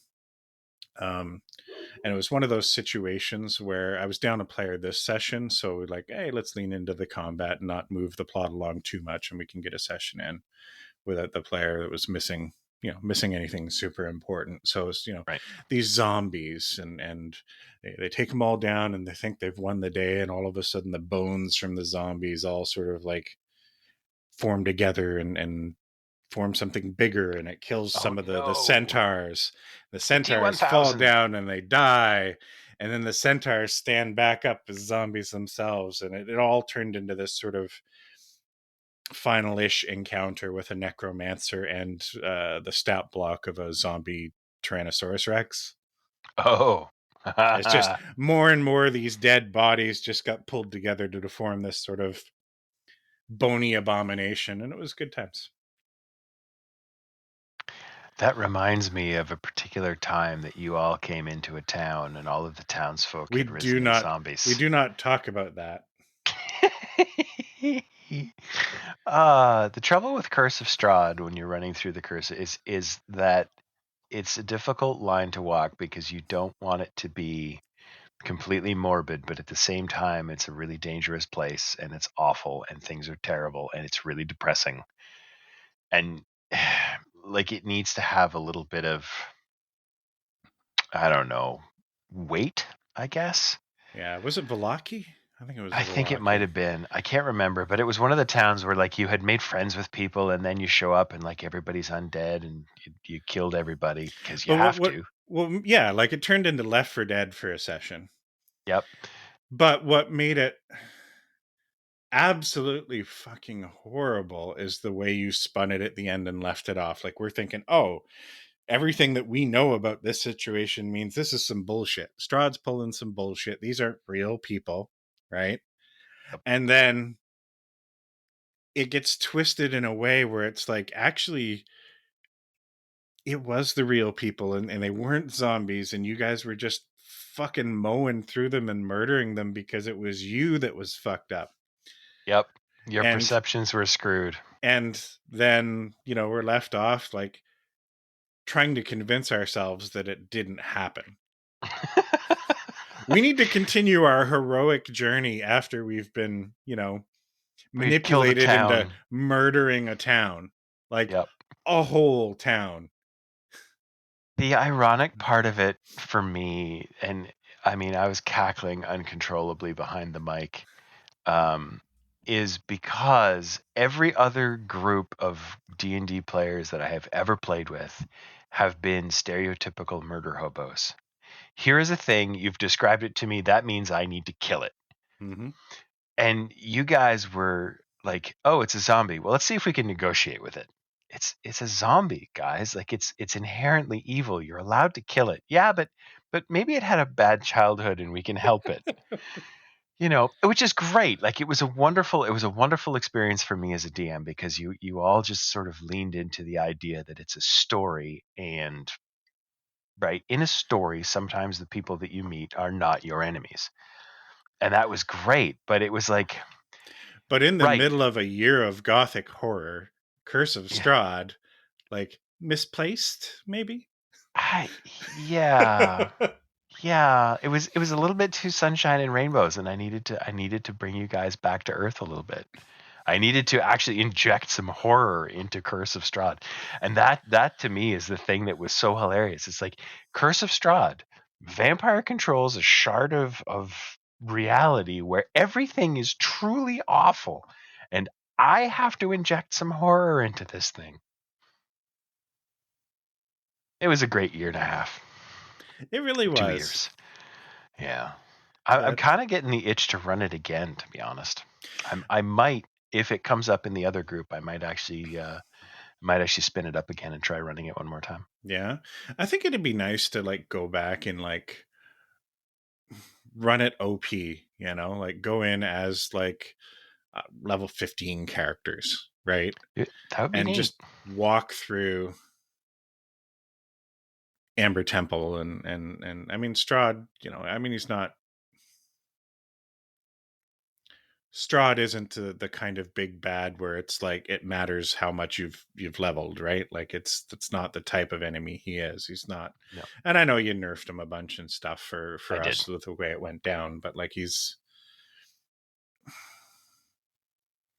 not designed to be that type of bad guy. Um, No, he's designed to be the one who gets in your head and basically makes you defeat yourself. mhm. Yeah. And that night in that, and it was in a church. That was the best part. We were like holed up in a fucking church, Yep. and it was every like terrible sort of pulp zombie movie, Left for Dead, all rolled into one. Yep. And like, I can't remember. That would have been Dulcimer had been lost at that point, so Sora was with us, I think, because it wasn't that long before we ended up finishing the campaign. But Yeah. I do remember there was a couple of scenes where like I want to say maybe it was Sora Tanya playing, where it was basically like the scene from Serenity, where River sort of just at the end where all the Reavers are coming in, and she's just like, "Oh, Simon's hurt. I got this," and like throws herself out and just 1v like 80s them. Yep. Yep. Ginsu. Yeah, and that Ginsu was just blender. straight up murder. Well, I mean, like You did a that's great the job thing. of setting the tone the next day, though. You cast a little bit of doubt because like nobody was there, like the entire town was empty the next day, but there was signs that some shit had gone down. Yeah. Like when you investigated, it was like, oh no, there's no footprints. Well, actually, no, it looks like somebody intentionally covered them up. Fuck you. I loved it. Yeah, it was a great moment of like I kind of I don't know, like I'm torn about running it again because it does like it I don't know. Like I'm much more fond of running campaigns where like there's just all kinds of in jokes and it's all just like Simpsons quotes and funny stuff and beat on people who are absolutely 100% identifiable as evil. Hmm. Moral ambiguity does not belong in tabletop RPGs. There's a con as a topic for another day. I don't know, man. I run a lot of things reasonably gray, so we'll see how it There's goes. there's room for gray, but there's a lot of fun to be had in black and white as well. Yeah. Yeah, I was hoping for one of my groups because I was setting up this world where you're kind of, employed by an organization that was had their fingers in a lot of pies. And it was my hope that at some point the groups would have to question whether they were the bad guy or not. But in both cases, both the groups just went and did their own things in a very different way. So that never happened. Like my first group turned into like they started Cliffside PI, so that was their front organization rather than Oh. Sanctuary in your group. They started this private investigation firm. And it was very like Scooby Dooish to start, That's awesome. and all the characters are like we got one sort of serious kind of roguey kind of character like the stereotypical rogue, but all the characters were a little bit silly, so it kind of fit.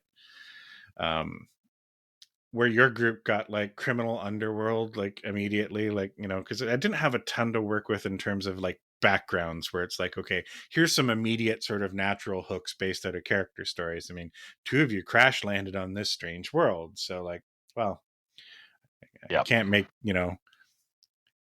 pull your nemesis from 5 years ago who did this thing into it or anything. And Quig rather is just so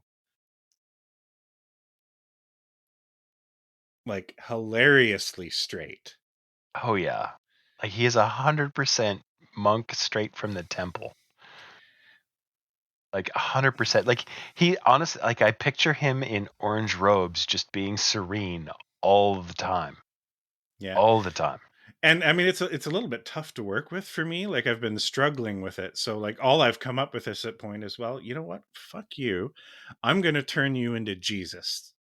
And I'm gonna make you uncomfortable with it. Ah, and I think it worked. I hope I so. think. I mean, it had me entertained the whole session. Uh, He's the kobold Jesus. I need you to do me a favor. This is as a DM asking a player and a friend a favor. Now I have all my people use push to talk on Discord because most games I just find like you're playing online, so there's always something else going on. It's not like you got 100% of people's focus, and all the coughing and hacking and typing. Like I'm in a better place when I don't hear that going on. You know, Yep. when one of the players is doing something else and I catch on, it's just like, oh, you know, you know, It's disheartening. yeah, it is. And like I can sit in my own little happy world, and when you got pushed to talk on, and I don't have to hear that stuff.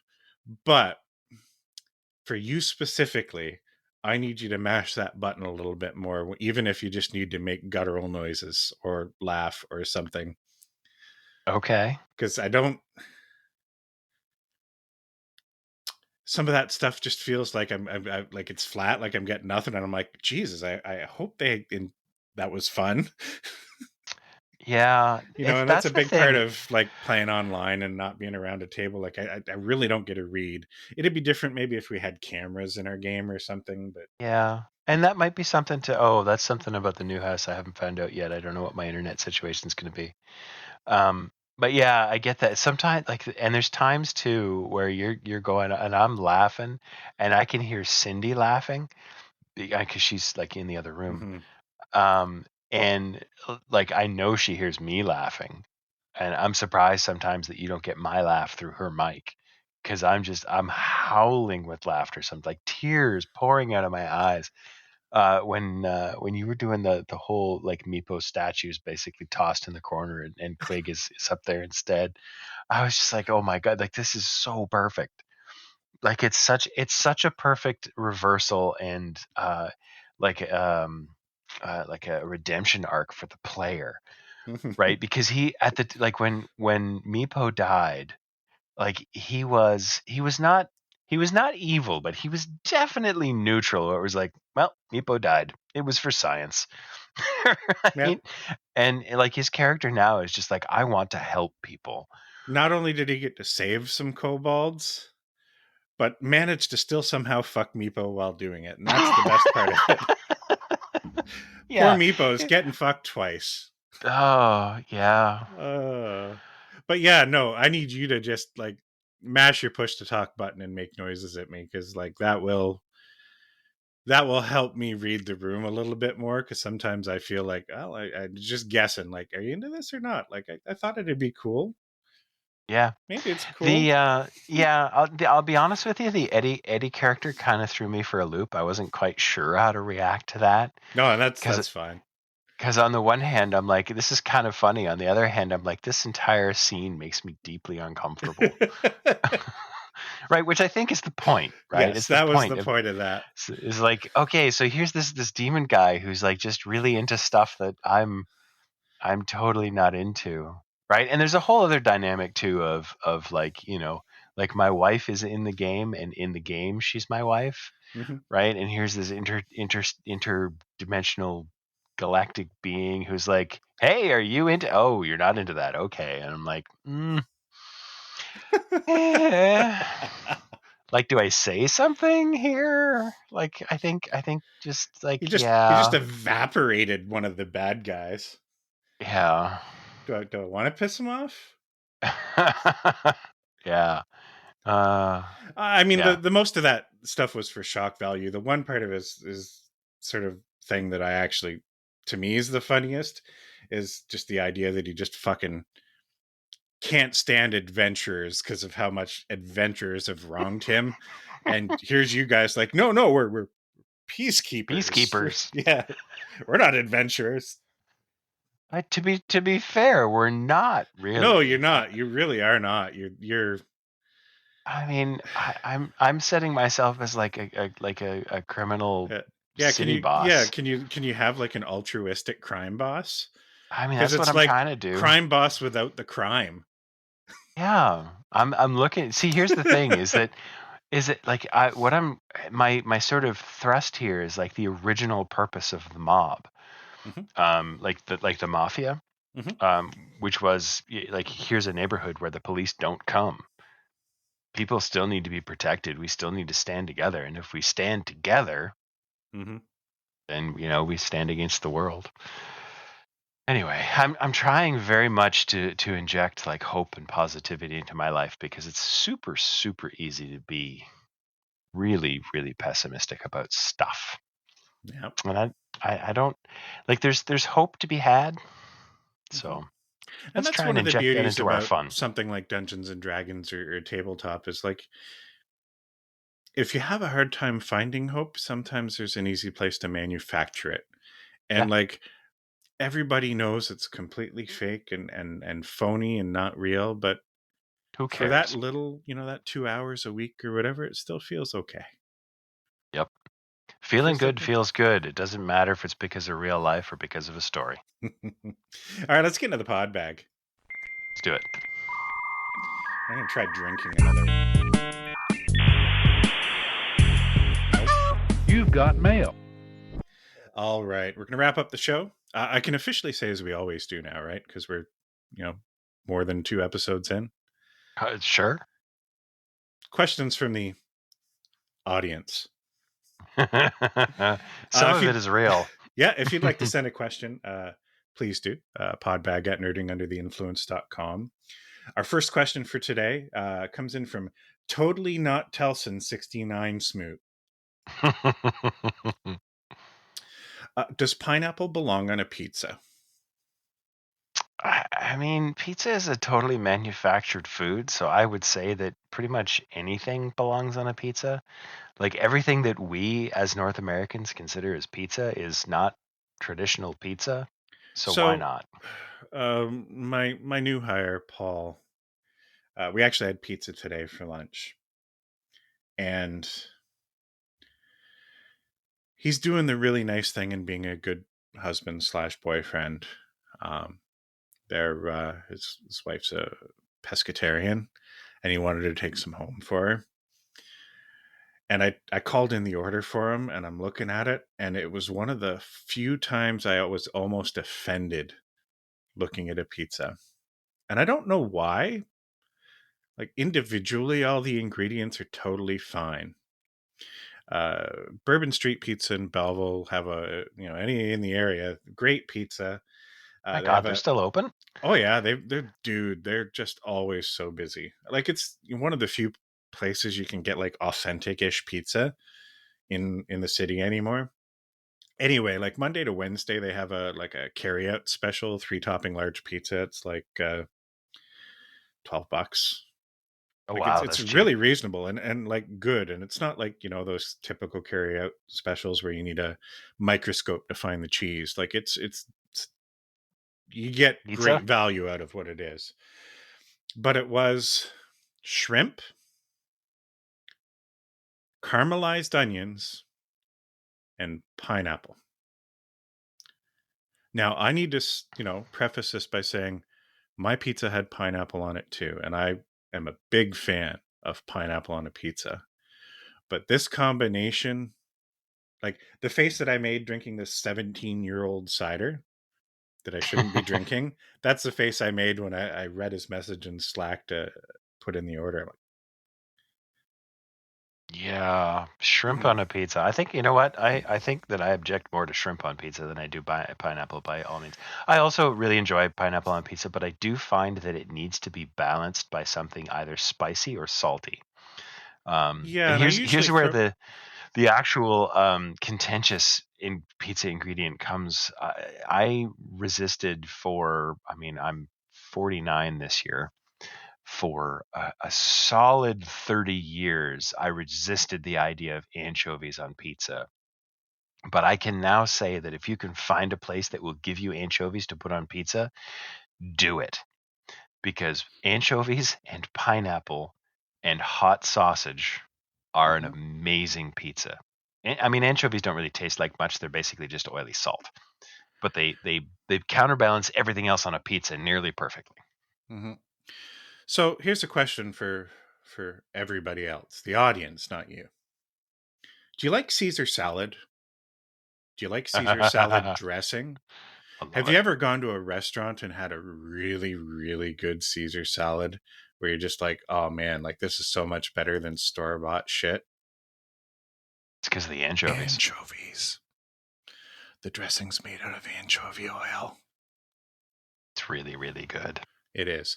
I don't normally get anchovies. Certainly Tanya wouldn't eat them, but I do Hey, get pineapple. you can almost never get anchovies on a pizza. You have Yeah. to order them on the side. And it's not like I don't have any qualms about eating them. Like I'm one of those dudes that's like, you know what, I'll get a can of sardines, like just the cheap dollar store shit, and just like right out of the can, like I barely shake any of the oil or whatever it's in off, and just you know, I'm weird. But here's the thing about pineapple on pizza. Do you want pizza to be a lunch and dinner food, or do you want pizza to be lunch, dinner, breakfast, and snack food? Because pineapple on pizza is underrated. Leftover pizza the next day for breakfast with pineapple on it in the morning is It's the best perfect. thing you'll ever eat. You don't even need to warm it up. Have Oh, it please cold. don't. some of Specifically the have it cold. some of the best pizzas I've ever eaten in my life, and this is going back to, I didn't do a lot of partying as a kid, but I went through a few years. My buddy Matt and I, like young teenagers, where we did a little bit of heavy partying, and the pizza the next morning that's like laying on the carpet that you have to like flick cigarette butts off of, and you just kind of crawl over to it after a bender, and Oh, oh, pineapple fixes that entire situation. And it's because oh, of that you need to have it on your pizza. oh my God. Where you look at the pizza and go, is this pizza or is this barf? Okay, that's barf. That's pizza. Let me just scooch the pizza over a little bit. We'll pretend Yep. that they weren't touching. Oh, Flick the cigarette butts off or whatever. or whatever. Oh That's my We're God. going way back, man. Oh yeah. I remember in my very, very far youth. This is a story that I've told a few times, and it's the reason I think that I'm immune to most things that make stomachs upset. I was I was having some financial issues. My rent was always late. I made spaghetti sauce one day, and I was halfway through making, because I mean, the spaghetti and spaghetti sauce is cheap, or at least it was at the time. Hmm. And I got halfway through making the spaghetti sauce, and somebody called and said, "Hey man, we're going out. Do you want to come?" And I'm like, "All right." So I put the lid on the spaghetti, thinking I'm going to be gone for like a couple hours. Hmm. I put the lid on the spaghetti sauce and turned off the burner. And I went out, and I came back probably 2 days later. I don't know. It was a while. Anyway, I took the lid off the spaghetti sauce, and there was, you know how you get like when you leave something out for too long and it gets kind of a skim of mold on the top? Hmm. Well, this didn't just have mold. This had like stalks with poof balls on the end of them. Like there was a thriving civilization on the top of this spaghetti sauce. And I looked at that and I thought, that is all the food I have left for this week. Like if I don't eat this, I'm literally going to be hungry for the next 5 days. So I took a spoon and I very carefully skimmed the top inch off the spaghetti sauce and threw it out, heated up the rest, and ate it. Yeah. I've been there. Not that exact thing, but I've been there. Yeah. Yeah. All right. Nowadays, I'd look at it and go like, "That's no, I'm throwing that out. That's probably going to kill me." Yeah. Another one from Ian. Uh, More serious question. Computational power has increased at such a fast rate since the Apollo missions to the point where a modern iPhone. Why does it need to be an iPhone, Ian?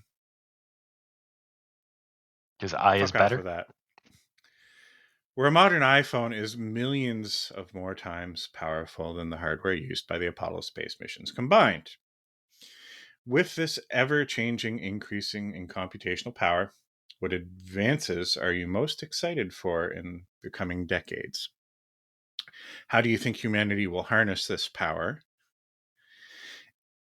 It's a hard question to answer without a crystal ball, but I'm curious what your hopes and dreams are for the future in this arena.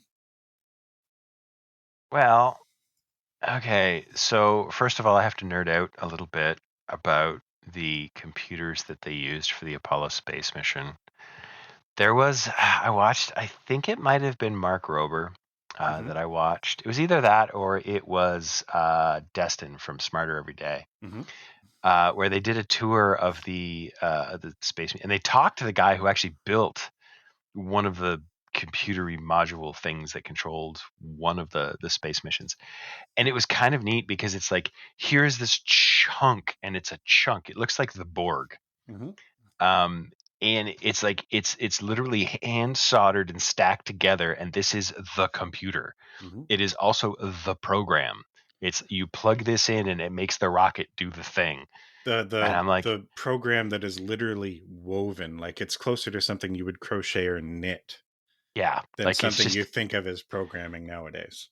oh, it's just insane. Like the amount of complexity and the knowledge, like um uh, the summits that you have to surmount in order to make this thing work. It's like you just look at it and it's like I'm in awe of the people who were able to do that. I mean, I can, you know, 10 print hello world, 20 go to 10. Woo, I'm a programmer. These people were like pioneers. They were literally pulling themselves up by their bootstraps. Hmm. So I have a couple of things. I have to say the pessimistic thing first. I have a feeling that a whole bunch of people will become unemployed by the advances in AI, computing, programming, power, and all of that kind of stuff. And the rich people will get richer. Hmm. However, on the other hand, I have a hope that we will see something like the society that we see in Star Trek, where like no one has to do anything. Everyone is free to pursue their passions. That's my dream, is that, like there's enough that we don't have to struggle for things anymore. That's my dream. That or real, virtual reality boobies. Yes. Virtual reality with a splash zone. I would totally go to a virtual reality water park. So I'm going to get dark for a moment, but dark so that you can see the light, because I'm hopeful. My great grandfather passed away. I'm just looking at my dad's line because my mom's line's even darker. But my great grandfather passed away at 75. My grandfather passed away at 76. My great uncle passed away at 74. My dad passed away at 75. Some of them, most of them were healthier than me to look at me, physically. So if nothing changed, like I have no reason to believe that, I will see 76. But the advances in medicine that are the direct result of increases in computational power, the ability to model things. Like it wasn't that long ago that we didn't know what DNA was. Now, that wasn't a computational discovery, but like I bet most of you still believe the things that we were all taught 10 years ago, even that oh, most of the human genome does nothing. It's garbage, and there's these select genes that actually are responsible for everything that makes us us. And the reality is none of that's true or ever has been true, and only now are we really discovering that, oh well, all of this other garbage DNA in our genome is actually responsible for enabling most of those genes to do their things, or responding. Like we're talking genetics versus epigenetics and stuff like that.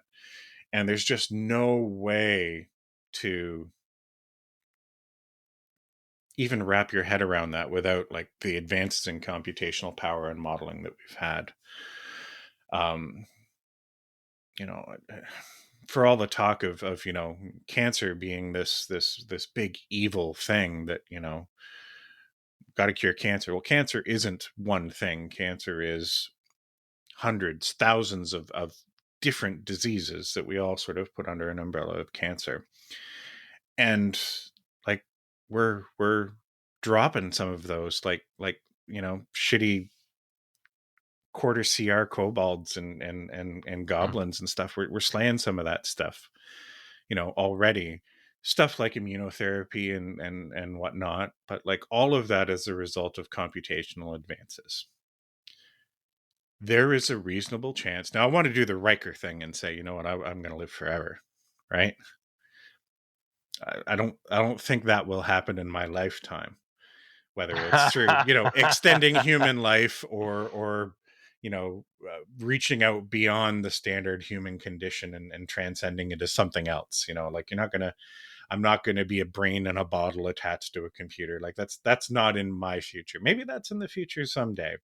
I mean, you But could freeze your head. there is a chance that I'll see 76. And it's because of advances in computational technology and the what it allows our brightest and best to do. Whether that is modeling the fundamentals of physics and space and creation, whether that is understanding how the coronavirus works, you know? Hmm. And if we're doing that today, and, even if Moore's law holds for another decade, what are we going to be doing in 2033? What's the outlook going to be? So there's your hope, Ian. I don't have a crystal ball. I don't know, when we're going to cure cancer or when we're going to, all become immortal vampires. Will Judgment Day happen before then? Yeah, Maybe. maybe. But Yeah. I am I am never optimistic. And this is one thing I'm optimistic about. I wonder. I wonder if we just need like more memory registers to unpack the algorithm that is the compression scheme for our DNA. I wonder if it has a compression scheme and that's just something that nobody's ever thought about. It's like it's a zip file, guys. It's a zip file. It's some like archaic. It's not just a zip file, it's a zip drive, right? Like this Oh fucking my god. iOmega had the answers 20 years ago and we missed it. It's all right Ah. there. The secret to life. Oh, the idea that somebody started a company to double down on the idea of a floppy disk. Dude, there was so many of them too. Like it Oh, wasn't I just the zip know. drives. Like there's about three different formats there. I don't know. Do you ever run into like LS120s and stuff? Like stuff that like, oh, this doesn't just Uh, look like a floppy disk. It looks exactly like a floppy disk. not so much. I've heard the name before. I did have an iOmega. Is it an iOmega? I can't remember. I remember thinking like, this is awesome. I have like 10 megabytes of external storage that I can put on disks that only cost $120 Nobody each. else at the LAN party had one, so you still had to transfer files over the slow 5 megabit network. Yeah, do you remember ThinNet and ThickNet? Yeah, and Vampire Taps. I mean, it sounded super cool, but it wasn't.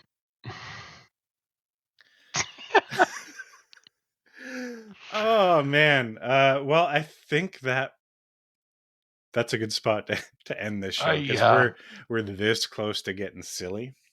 yeah. Well, just this far over getting silly. It's, it's been good talking to you, man. Yeah, it's been a Can't good day. wait to do it Been again in approximately a week or so. something like that.